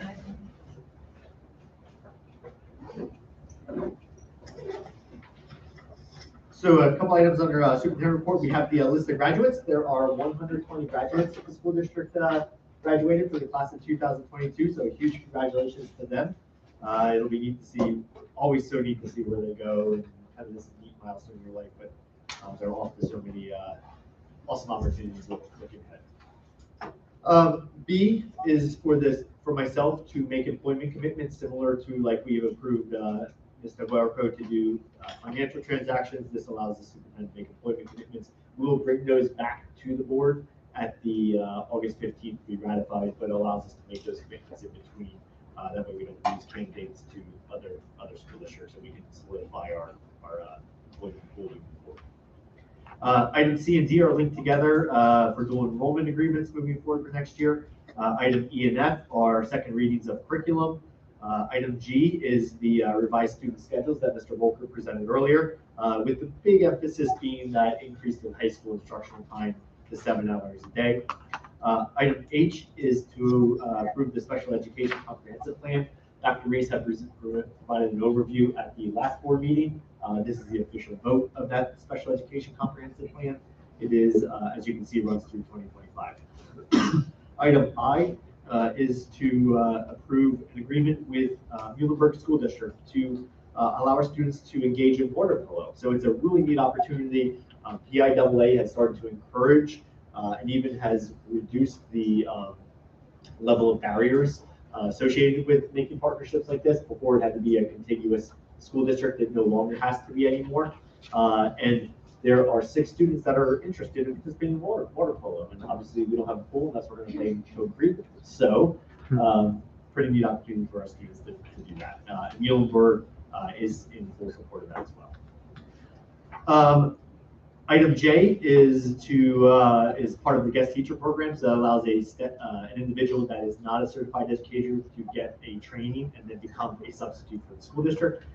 Item K is to approve an emergency instructional time.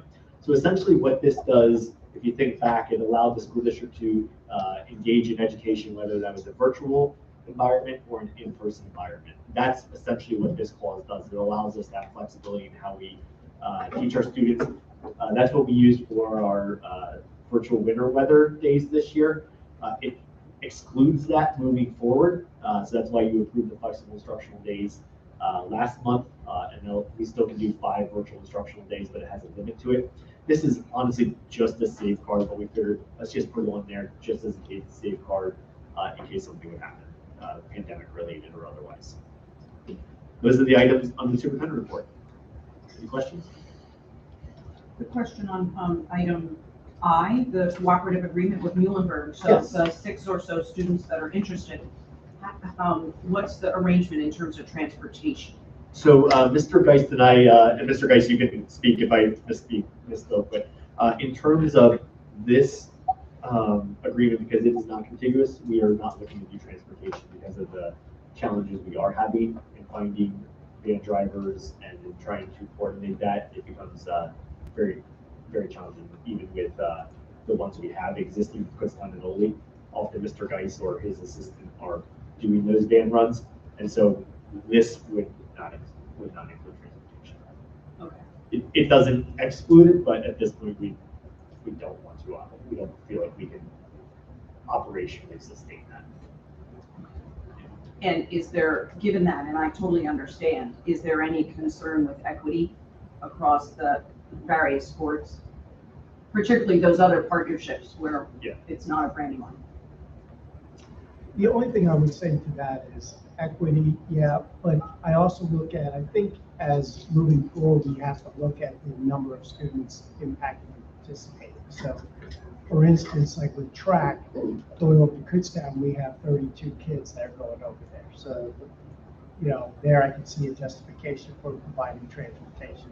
Same with the football co-op, large number of athletes, you know, 5 or more students. If we get like a mass of people that want to do water polo, then I think it's something that we can look into. You know, like I said, once we have the partnership and it's offered, officially offered to students, we can see how many students are really going to, you know, sign up and participate. As you know, with any survey, it's easy to go and say, I'll play a water polo. That sounds like fun, until they really. So they have to wear the cap. Yes. So, you know, I think it's I would say, you know, it's not a great answer, but it's on a case by case basis. Well, it's certainly initially better to offer the opportunity than not have the opportunity at all. And I guess we can position it as an incentive for those families to help grow the program and create some mass, and then they have a stronger argument, I guess, to try and get some funding for transportation. Fair enough. Good, thank you. Any other questions or comments? Hearing none, can I get a roll call? Mrs. Hughes? Yes. Mr. Reichenberg? Yes. Mr. Stubitz? Yes. Mrs. Walliser? Yes. Mrs. Eisenhart? Yes. Mr. Hefner? Yes. Mr. Hohenschel? Yes. Mr. Wagner? Yes. 8 yeas, motion passes. All right, moving on to personnel report. Making a motion in a second. So, you second. You. But just, I don't think Mr. Sheets would mind saying there was a family emergency and a death in the family, so we didn't step out. So personnel report, just so everyone knows what's going on with some of the personnel items here. We have some resignations, some key ones to point out. Mr. Barnhart has accepted a position as a high school assistant principal in another school district, so we wish him the best of luck. Ms. Tennell, who's one of our elementary teachers, a phenomenal teacher, is going to be taking a position in a district closer to her home. And Mr. Villano, who's been a longtime guidance counselor with us, is going to be accepting a position down south in the school district. So we wish them all the best of luck as they continue on their professional careers and move forward. Some change of statuses to note, particularly number one, Mrs. Donna Lebo, who's been a long-time employee with us, a food service employee, is going to be taking over the food service head cook position. If you recall, last month we recognized Carol Garringer, who's been here with the district 40 years. She's going to be filling those huge shoes. We already addressed Mr. Riggins in the first board section, which is the other one I wanted to highlight. We do have the changes here, as Mrs. Solenberger and Mrs. Esser spoke to earlier. There were some adjustments that were made this year, and as we look forward to this upcoming year, we would be following what is in the district contract as what's proposed here this evening. That is what both Ms. Esser and Mrs. Solenberger spoke to, and I appreciate them coming out this evening, expressing the challenges that it is to be a part-time employee and the challenges that is to go back and forth to different buildings. But ultimately, when we look at what's in the contract, this is what's spelled out here this evening in number 2, 3, and 4 would be in line with what's in the teacher contract. Item C1 is to approve Camp Spark teachers as well as our ESY program. So Camp Spark and ESY run in tandem, and they'll run from July 11th to July 28th. Support staff, we have a recommendation this evening to approve Aaron Dobbs as new payroll and benefits specialist. So that is an exciting addition for Ms. Delgado and her staff. We also are looking to approve some student workers. As you can see here, some interesting and fun news. We had 14 students starting with us this summer, or today, as summer workers. So an awesome addition and slate to getting the work done, getting the buildings up to speed over the summer. We have long-term substitute approvals moving forward for next year. These staff are all staff that were with us last year and will continue in different roles. We have co-curricular appointments that are on here. We have a neat opportunity for us to grow with our high school girls basketball head coach. And so we're looking this evening for approval for Mr. Bieber. Mr. Geis has went through a multi-tiered interview process, including students at a student panel, and have come to the selection of Mr. Bieber as the new high school girls basketball coach. Some other coaching and co-curricular appointments there. And then item E, I'd like to just bring some highlight to, that is our department heads. These individuals serve as leaders within their selected curriculum capacities, and we thank them for their service. A lot of these staff members, most of these staff members are continuing on in their leadership roles, which really helps to build that continuity and that work closely with Mr. Volker and the C&I department. We have a few leaves on the agenda tonight, 2 sabbatical leaves. They're first half of the year sabbatical leaves, 1 unpaid leave, and then 1 medical leave, as noted. There is also always the privilege, the honor, if you will, to grant tenure. This is something that a staff member as an educator has to go through as part of the Department of Education in Pennsylvania.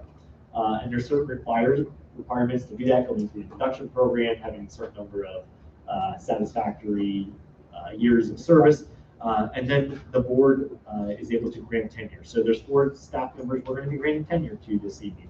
Mary Lichtenwalder, who's one of our librarians at the elementary school, Miss Miller, who is our art teacher in the high school, Mrs. Wagner, who's a learning support teacher in the intermediate school, and then Miss Usella, who's our high school guidance counselor. So a huge congratulations to them if approved this evening. We also have the approval of additional learning days or additional staff days over the summer for our school psychologists and guidance counselors. These days go above and beyond what's in the Bahia contract as 189 days, and these help to prep for the summer schedules, for the summer work in terms of school psychologists, doing evaluations of students over the summer as we prepare for the next school year. Item F3 is the approval of the salaries for administrators and managers and support staff for the upcoming year. Item 4 is the approval of my end of year evaluation, and I'd like to just publicly thank the board for your support throughout the year and for your ongoing support through many years and for the phenomenal rating we distinguished. I greatly appreciate that, and it continues to be a blessing to be able to serve here in the school district. We have a support substitute rates as well as starting rates for our support staff. As you can see here, we put in the 21-22 rates and the 22-23 rates. They are some, I dare say, significant increases from where they were. The board made some steps to address that in December and continue to extend that increases to hourly wages for these key individuals in our team. When we look at what the employment market is, this is definitely a necessary step to stay competitive, but also an equity standpoint in some way to make sure that we treat our staff fairly and compensate them fairly. So I appreciate the support on and suggestion to move those starting wages up. And finally, there was some conflict with the Act 93 agreement in terms of the vacation day language. There was some wording in that benefit that had to be clarified, and so this agreement, this update, truly just is a reflection of those changes that are being made to the Act 93 compensation plan, just to adjust that wording for those vacation days. And that is the personnel. I almost had just a work. Any questions on those items? Two quick questions. The student employees that are working this summer. Yes. So love the fact that we're engaging kids from the community. Can you help us understand what jobs, who are they bumping out? And if they're not bumping out, if they're brand new positions, help us understand what 14 kids times $13 an hour times all summer in terms of incremental work. What are we getting? What new projects, what initiatives, what are we buying with that investment? Yeah, absolutely. Great question. So it's a twofold. So if you remember towards the end of last year, we brought students on as custodian helpers. And so those, I guess you want to call them employment commitments ended. And so these students coming in help fill that void. And so they will be doing the routine cleaning. Going through, we typically do summer help with other individuals that would come in for sometimes it was other support staff that would help, sometimes it was individuals outside of the school district that would come in and support. And so the students are filling some of that in terms of the deep cleaning of the classrooms, the hallways, all those spaces. Additionally, the neat part is we get to do a lot more projects. So we're looking to do some painting projects, we're looking to do work, the principals all have identified targeted projects they'd like to see done to better improve their facilities. And so they're looking to address and work with Mr. Wetzel and the principals to really knock out some of those projects that otherwise maybe wouldn't have got done. So it's a pretty new opportunity. And kids are really excited. I'm sure, yeah. And financially for the district, do you think it's roughly net, or is there a cost savings involved? I'd say net. Okay, but certainly not an increase. Yeah, it's not above and beyond, yeah. Okay. And then one other question. So on the, I think it's called co-curricular list, I saw Mr. Geist, your, I forget what season it's listed as, but the rifle team.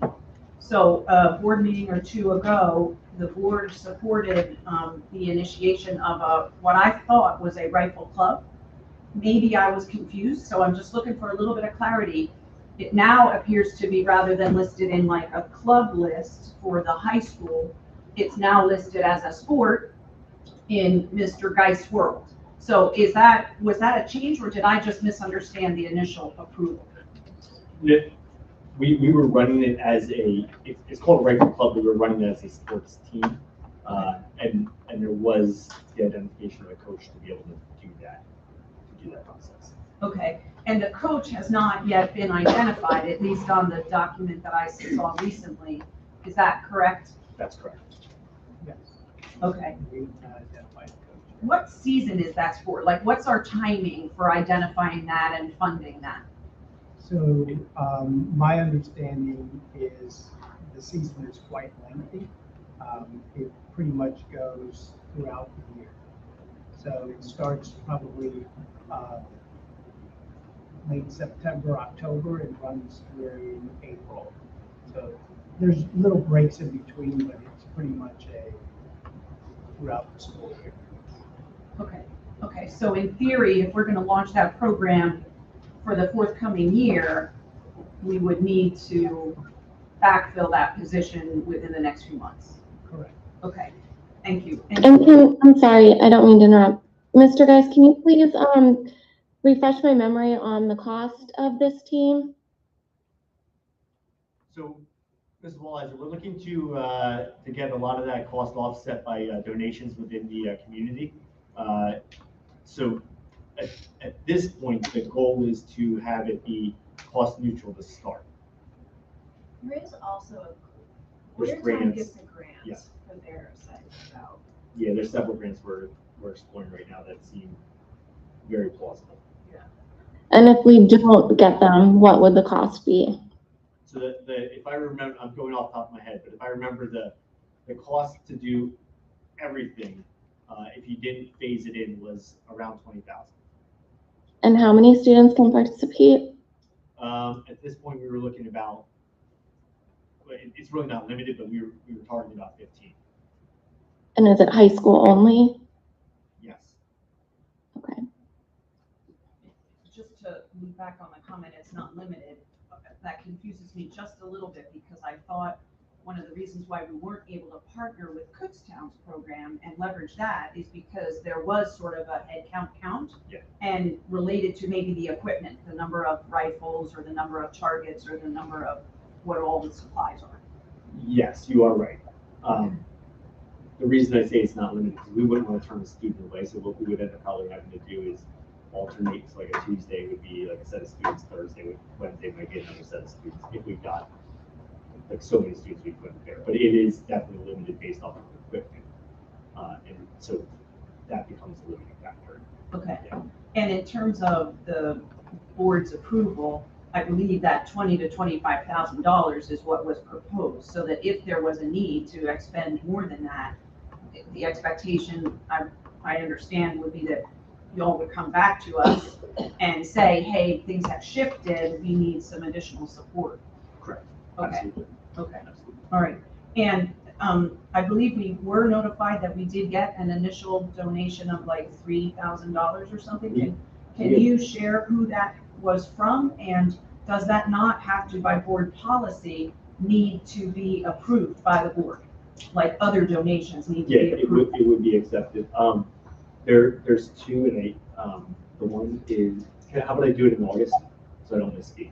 Okay, Okay. yeah, that's fine. Yeah. That's fine. But yeah, I'm surprised because Yeah, I thought when we received money from sources, while we love that, bring it on, right? Yeah. I think there is a process that we need to document that publicly. Yep. And have the board approve the receipt of those funds and the allocation of those funds to the program.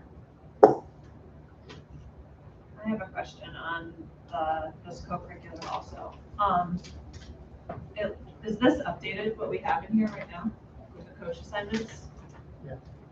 How do we not have any middle school coaches? Because they're resigning, and we have them out there we're receiving applications. We are process of interviewing this week for some vacant positions. However, there's usually only one candidate per position right now.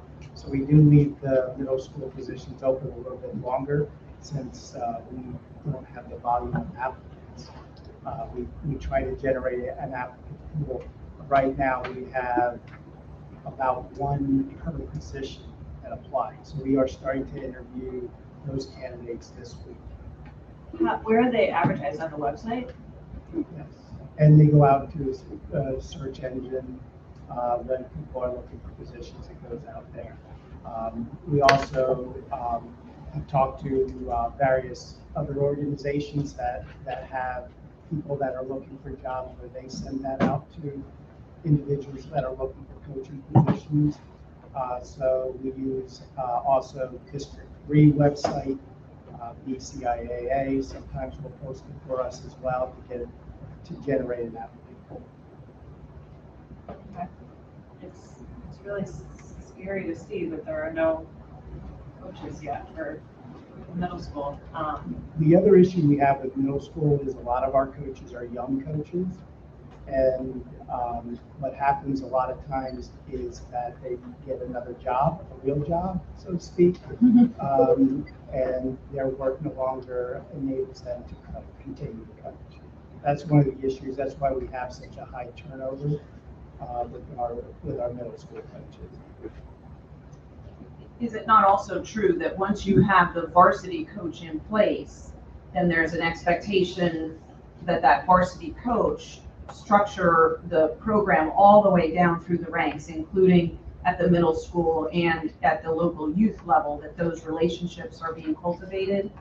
And so once you have a varsity coach in place, then it may be easier to backfill some of those middle school positions. Yeah, and a lot of our varsity coach will do that if they know people that that they will coach with, or they know someone that is interested in coaching. Yes, that facilitates that communication and that teamwork, bringing on somebody that they know and are familiar with their coaching, and then also building those relationships. Unfortunately, the biggest issue that I've seen with our middle school coaches is the fact that they're young and they're developing coaches, but also that their job situation changes frequently, their schools change frequently, and it's hard for them to stick around long term.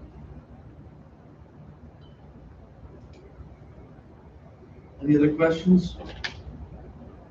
Hearing none, take a roll. Oh, sorry. What happens if you don't hire a middle school coach? So what happens to that team? If you don't have a coach, it's hard to have a team. But fortunately, we haven't gotten to that point where we weren't able to find a coach. Yeah, I don't think that's ever happened in Mr. Guys, has it? We've come down to the wire. Yeah. Cheerleading's always my ulterior motive right. questioning, so I'm asking for that reason. Right. And we do have like you said, we are starting the interview process. We do have candidates. Just right now, it's a one-on-one interview. I have one candidate for each middle school position. So the interview is an interview of one right now. So that's why we tend to leave those positions open a little bit longer to see if we do get any additional applicants. I'll be honest, in my past experience here, later in June when school ends and we get into July, we seem to get more people. I'd like to apply for this position. That's why I like to give it a little more time. Can we put something out at least to the families? Because, just blast out that the middle school needs coaches. Parents might know people or something. It's a good point. We can send out we've done that in the past too. Sarah and I can send something out via the new messaging system to say, hey, we're still looking for this. That's a good idea. Yeah, thank you. And leverage your social media sites, middle school and athletics. Anything else? Hearing none, can I get a roll call, please? Mr. Reinauer, Yes. Mr. Stubitz, Yes. Mrs. Walliser,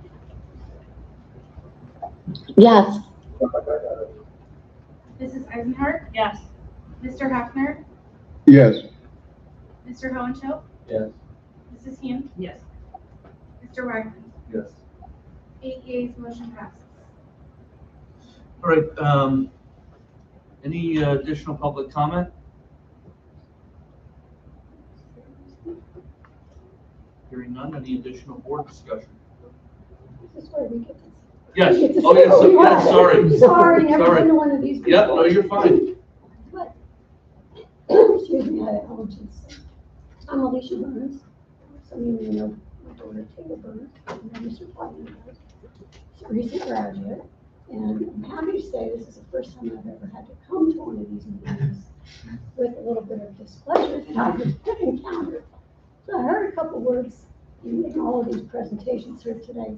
Mr. Wolfer's communication word, everything is key. Communication is key.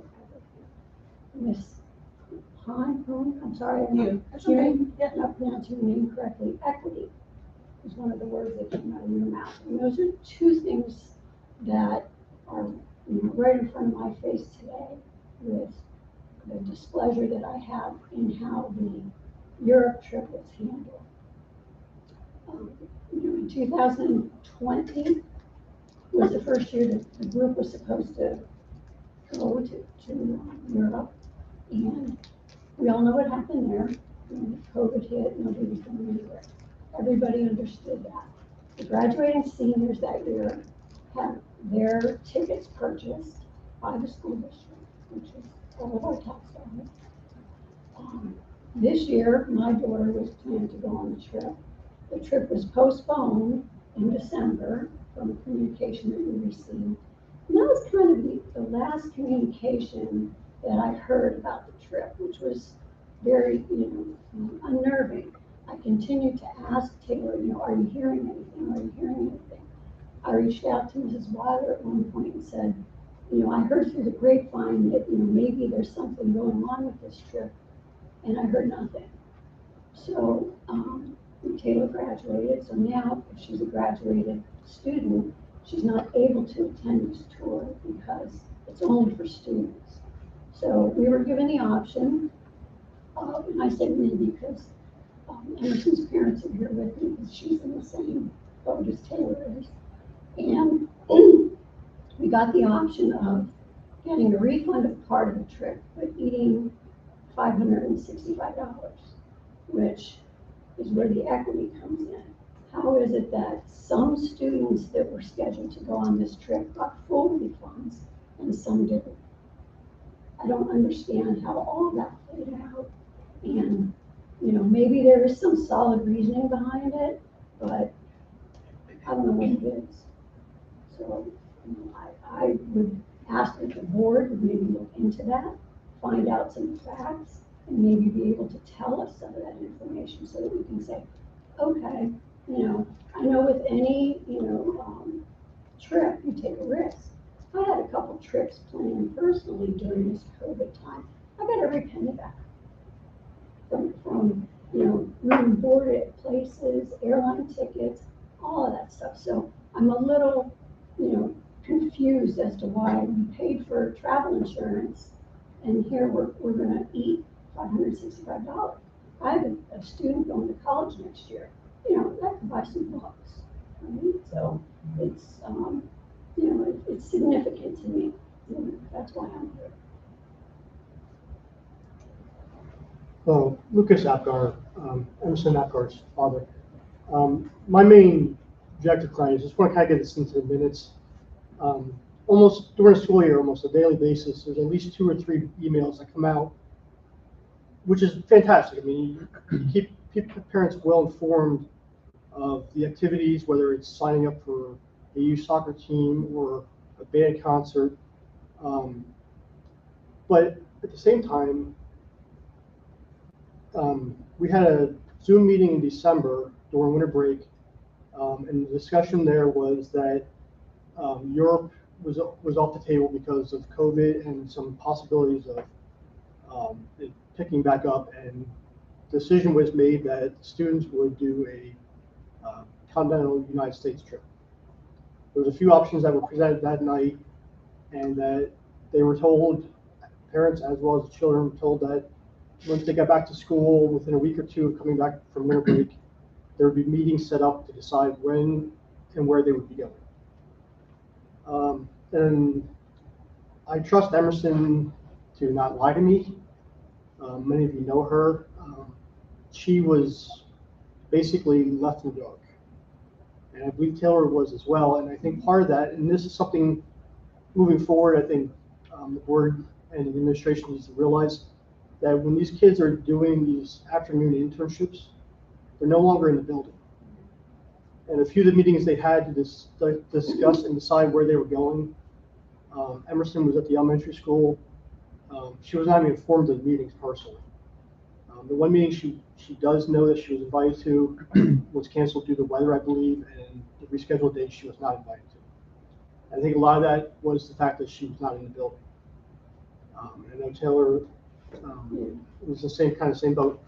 So that's one thing I would, for future plans, I think that's something that needs to be addressed, that when these announcements are made in the afternoon for a meeting, the children aren't in the building if they're doing outside internships, which I believe, is very beneficial to their careers. The other thing is, so everything that we received information-wise was third-party from a friend of a friend that was there. Nothing from the administration came through. We actually never even were told that the trip was canceled until we received the email saying, here's your options. Either take the refund minus the deposit, or you have 15 months to reschedule a trip through tour company. But through that entire period, and I understand from what I've heard through different sources, that there was a lot of problems trying to coordinate the trip with the tour company and the school district.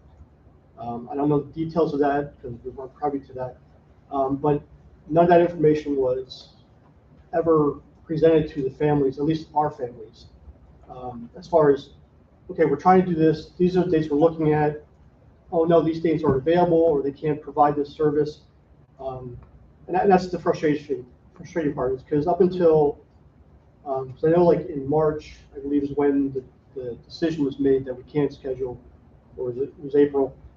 Emerson came home very distraught. She's like, I just want to take my ticket and we'll just use it for whatever. And we're like, no, we don't know what's going on yet.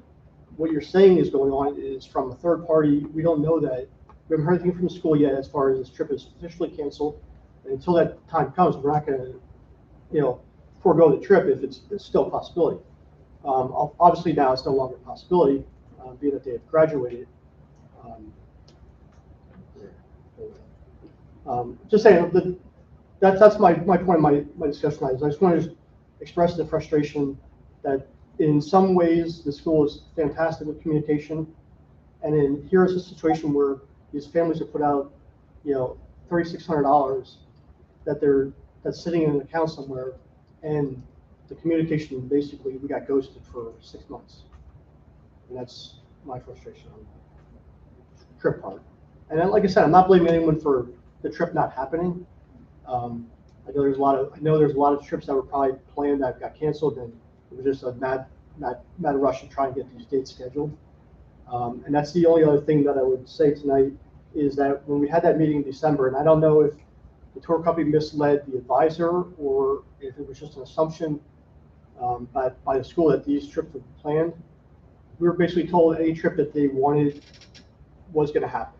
It wasn't like we're going to try and make it happen. It was basically, and I don't know if that was a tour company just kind of like trying to make all these different schools that they were taking money from to try and make them all happy, saying that we can accommodate all these different tours.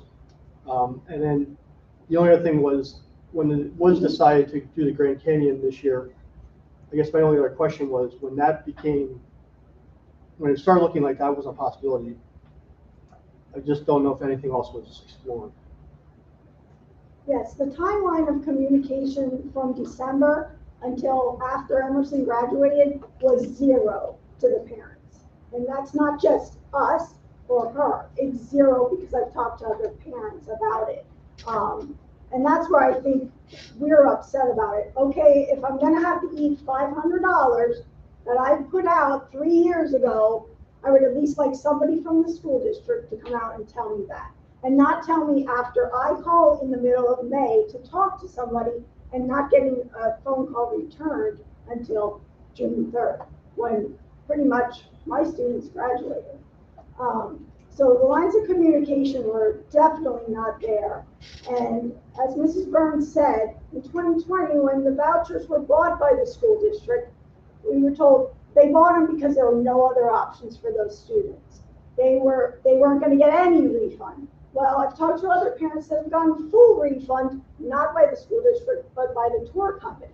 So there's a lot of different discrepancies as to this group of students got this group of students got offered this. And we're sitting here at the very end after 3 years with no real resolution at this point, due to a lot of lack of communication on the school district. And I understand the tour company can change their policies throughout these events. Everybody's changing things and changing their policies, but I think it needs to have been a better job done of relaying to parents throughout the last 6 months what was happening here. Because like you said, our daughter wanted to just eat the $500. No, that's not happening in my house. I want to know from somebody up here that's going to tell me this is what your options are. So those are the reasons why we're here today, because we just feel like at this point we have not been given the same things that parents in the past have been given as far as this trip. And we realized no one thought 3 years later we'd be still talking about this trip. But I know in 2020, the main gripe between those parents was that they didn't want to take those vouchers either. The reason they didn't want to take those vouchers as seniors is because when am I going to schedule my senior to go away with 2 or 3 friends when they're going away to college? And you have a year to do that. And that's another reason for the lack of communication, because had we known in, say, March, we could have already started a voucher and a process of planning the trip with our girls or whoever didn't go on the trip. Now we're 3 months, 4 months later, and we're still trying to decide what are we going to do here.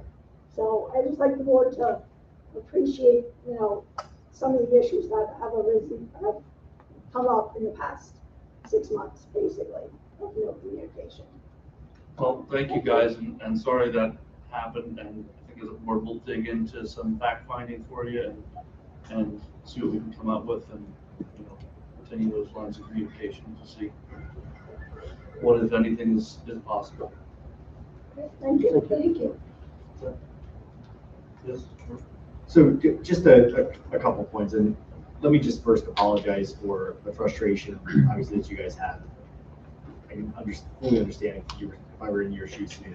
So we had that meeting in December, kind of laid everything out, and everything you guys said is absolutely correct. The communication side of it that went to students through the classroom, through some of the meetings that occurred, I think there's some really good points that you have brought up that need to be evaluated moving forward. Obviously, we can't go back and change it. I wish we could. But instead of doing the direct communication to students, you talked about really good points about the students that are outside of the classroom, the building, outside the building and internships, great educational opportunities for future employment, but they're missing that. And so that's absolutely a learning point for us. Mr. Ginnish and I have been in close contact about this through that process as well. The other piece is communicating with you as parents. And so we really did lean heavily on that communication with the students through the Google Classroom, through those individual group meetings that occurred, but we should have done a better job of communicating to you as parents to say, okay, here's the status of it. We did fully intend to do a domestic trip like that. We were pretty much promised in December, like that's what we're doing. And you're right, that's what we had presented. For 10,000 and various reasons, that never happened. We pushed really hard. We were back and forth on dates. Then we were really solidified on May, to push May, and there was no slots available for us to be able to do that tour. So that's part of the lag in terms of why you finally got notification that the trip was canceled, even though we had essentially canceled it back in the Europe portion of it back in December. It took that long for EF Tour to finally say, sorry, we're going to pull the plug. We can't do a domestic trip for you. Why you finally found out in March. Again, so in hindsight, all this is we should have communicated with you ahead of through that process. So it's my point is, so they canceled the trip? Is that what you said? You just said they canceled, they pulled the plug? They did not have any dates for us during the school year. Yeah. So I shouldn't say they pulled the plug. I'm just saying, because if they did, then they didn't have any dates for us. So right, the whole trip is refundable to us from them. They Yeah. didn't cancel I would the Europe trip, absolutely, right? We canceled the Europe trip. we canceled the Europe trip, but the domestic side of it, because we were looking to do a domestic one, they were not able to give us any dates that were within the school year. So my follow-up question to that is, there are still, I believe, kids that are signed up for the trip that picked up maybe the vouchers that you bought. Is there a status update on that trip? Or what, because there's probably parents of kids that are now gonna be seniors that still are holding on to the trip.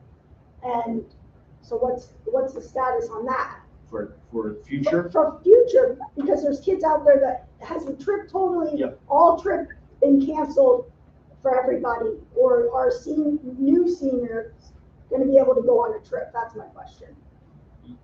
I don't have a definitive answer for you at this point, because a decision hasn't been made for the future of what that trip could look like or where it's going to go, or the goal is to, yes, hold another trip. Where that's going to be? Is it going to be an England London trip? Is it going to be a Eastern Europe trip? In light of all the Ukraine things, probably not the best scenario. Not where you want to go. So there's a lot up in the air. I think COVID there's a lot of rules, even this past week, that have opened up for travel overseas that make it a lot more plausible. So all those are factors that are now, but a place hasn't been identified. The goal is to do something now. Again, my sincere apologies. I really feel bad for the kids. I really do. That was the goal, is to get them somewhere, and I'm sorry. So just am I allowed to talk? Sure. Okay. I didn't sign up. Well, I didn't sign up. But I didn't actually know there was even an option. So I have a student that I paid for as well and did not get communication for at all. And I called and did speak with the teacher, and she said she didn't think there was going to be any future trips. So that it was going to be, I didn't even know that there was plans of something in the United States of a trip. Like, I never heard anything of this. Is all brand new, actually, and I was part of this. So I was told either I need to take the voucher and do it on my own, or I eat that almost $600. So like, I didn't even know, because she said we can't even promise we're going to be doing the trip. It's not, we don't know what's going to happen. So I was more or less led to believe that I need to just eat the $600 and get the money back. So the domestic trip we talked about back in December when we did the parent meeting and the PowerPoint, that was identified then. And then through the spring, we worked to try to establish that. And that's where the student meetings were held, the conversations were done, Google Classroom, this sort of thing. The future trip, my guess is the teacher didn't say this is, because there's nothing identified. There's no like, here's where we're going. The goal is to go somewhere, but there's nothing that was identified. And whether the teacher that coordinated the trip this year is going to be the one that runs it or not, I don't know that either.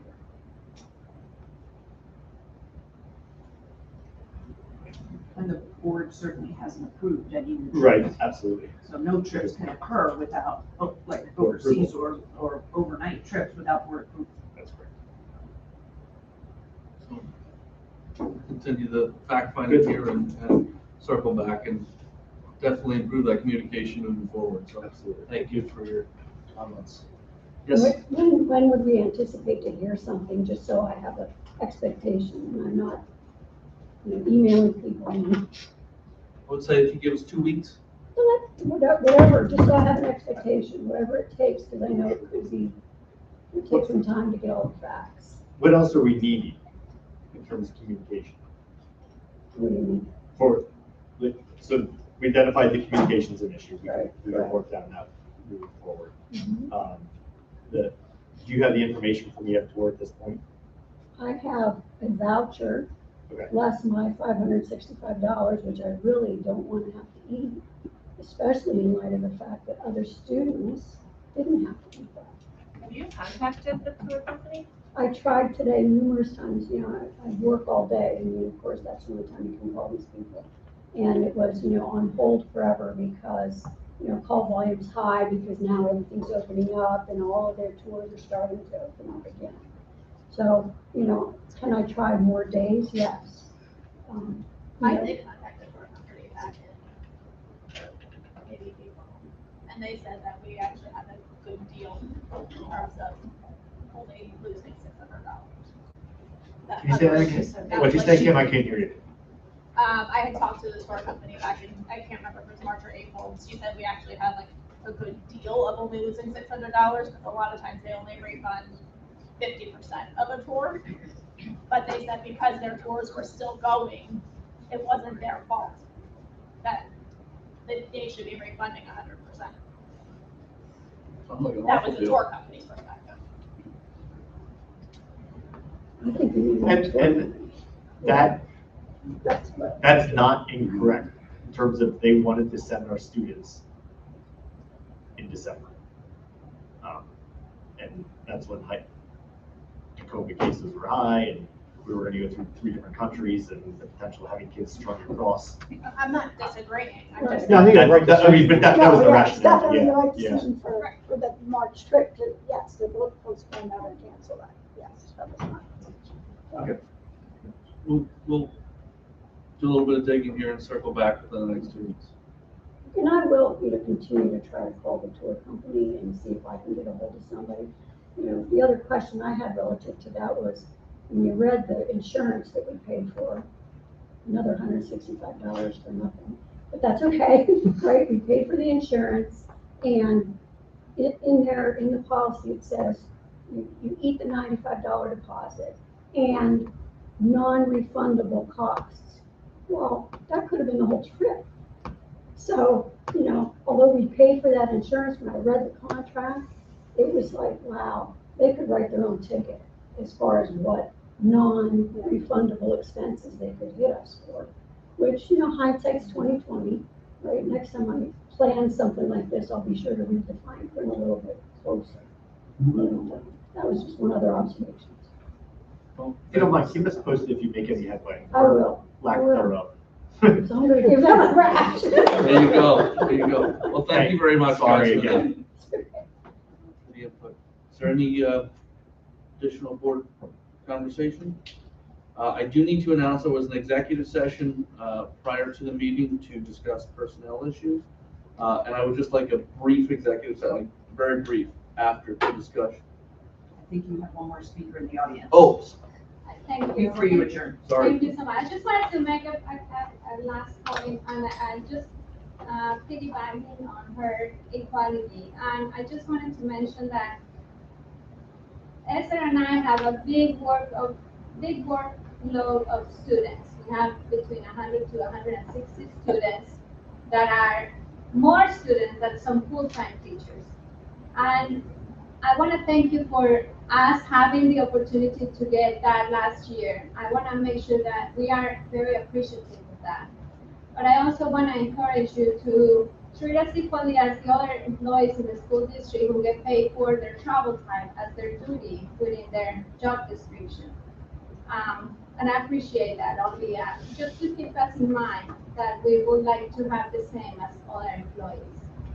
Thank you. Thank you. And like I said, brief executive session after to discuss potential litigation. Can I get a motion to adjourn?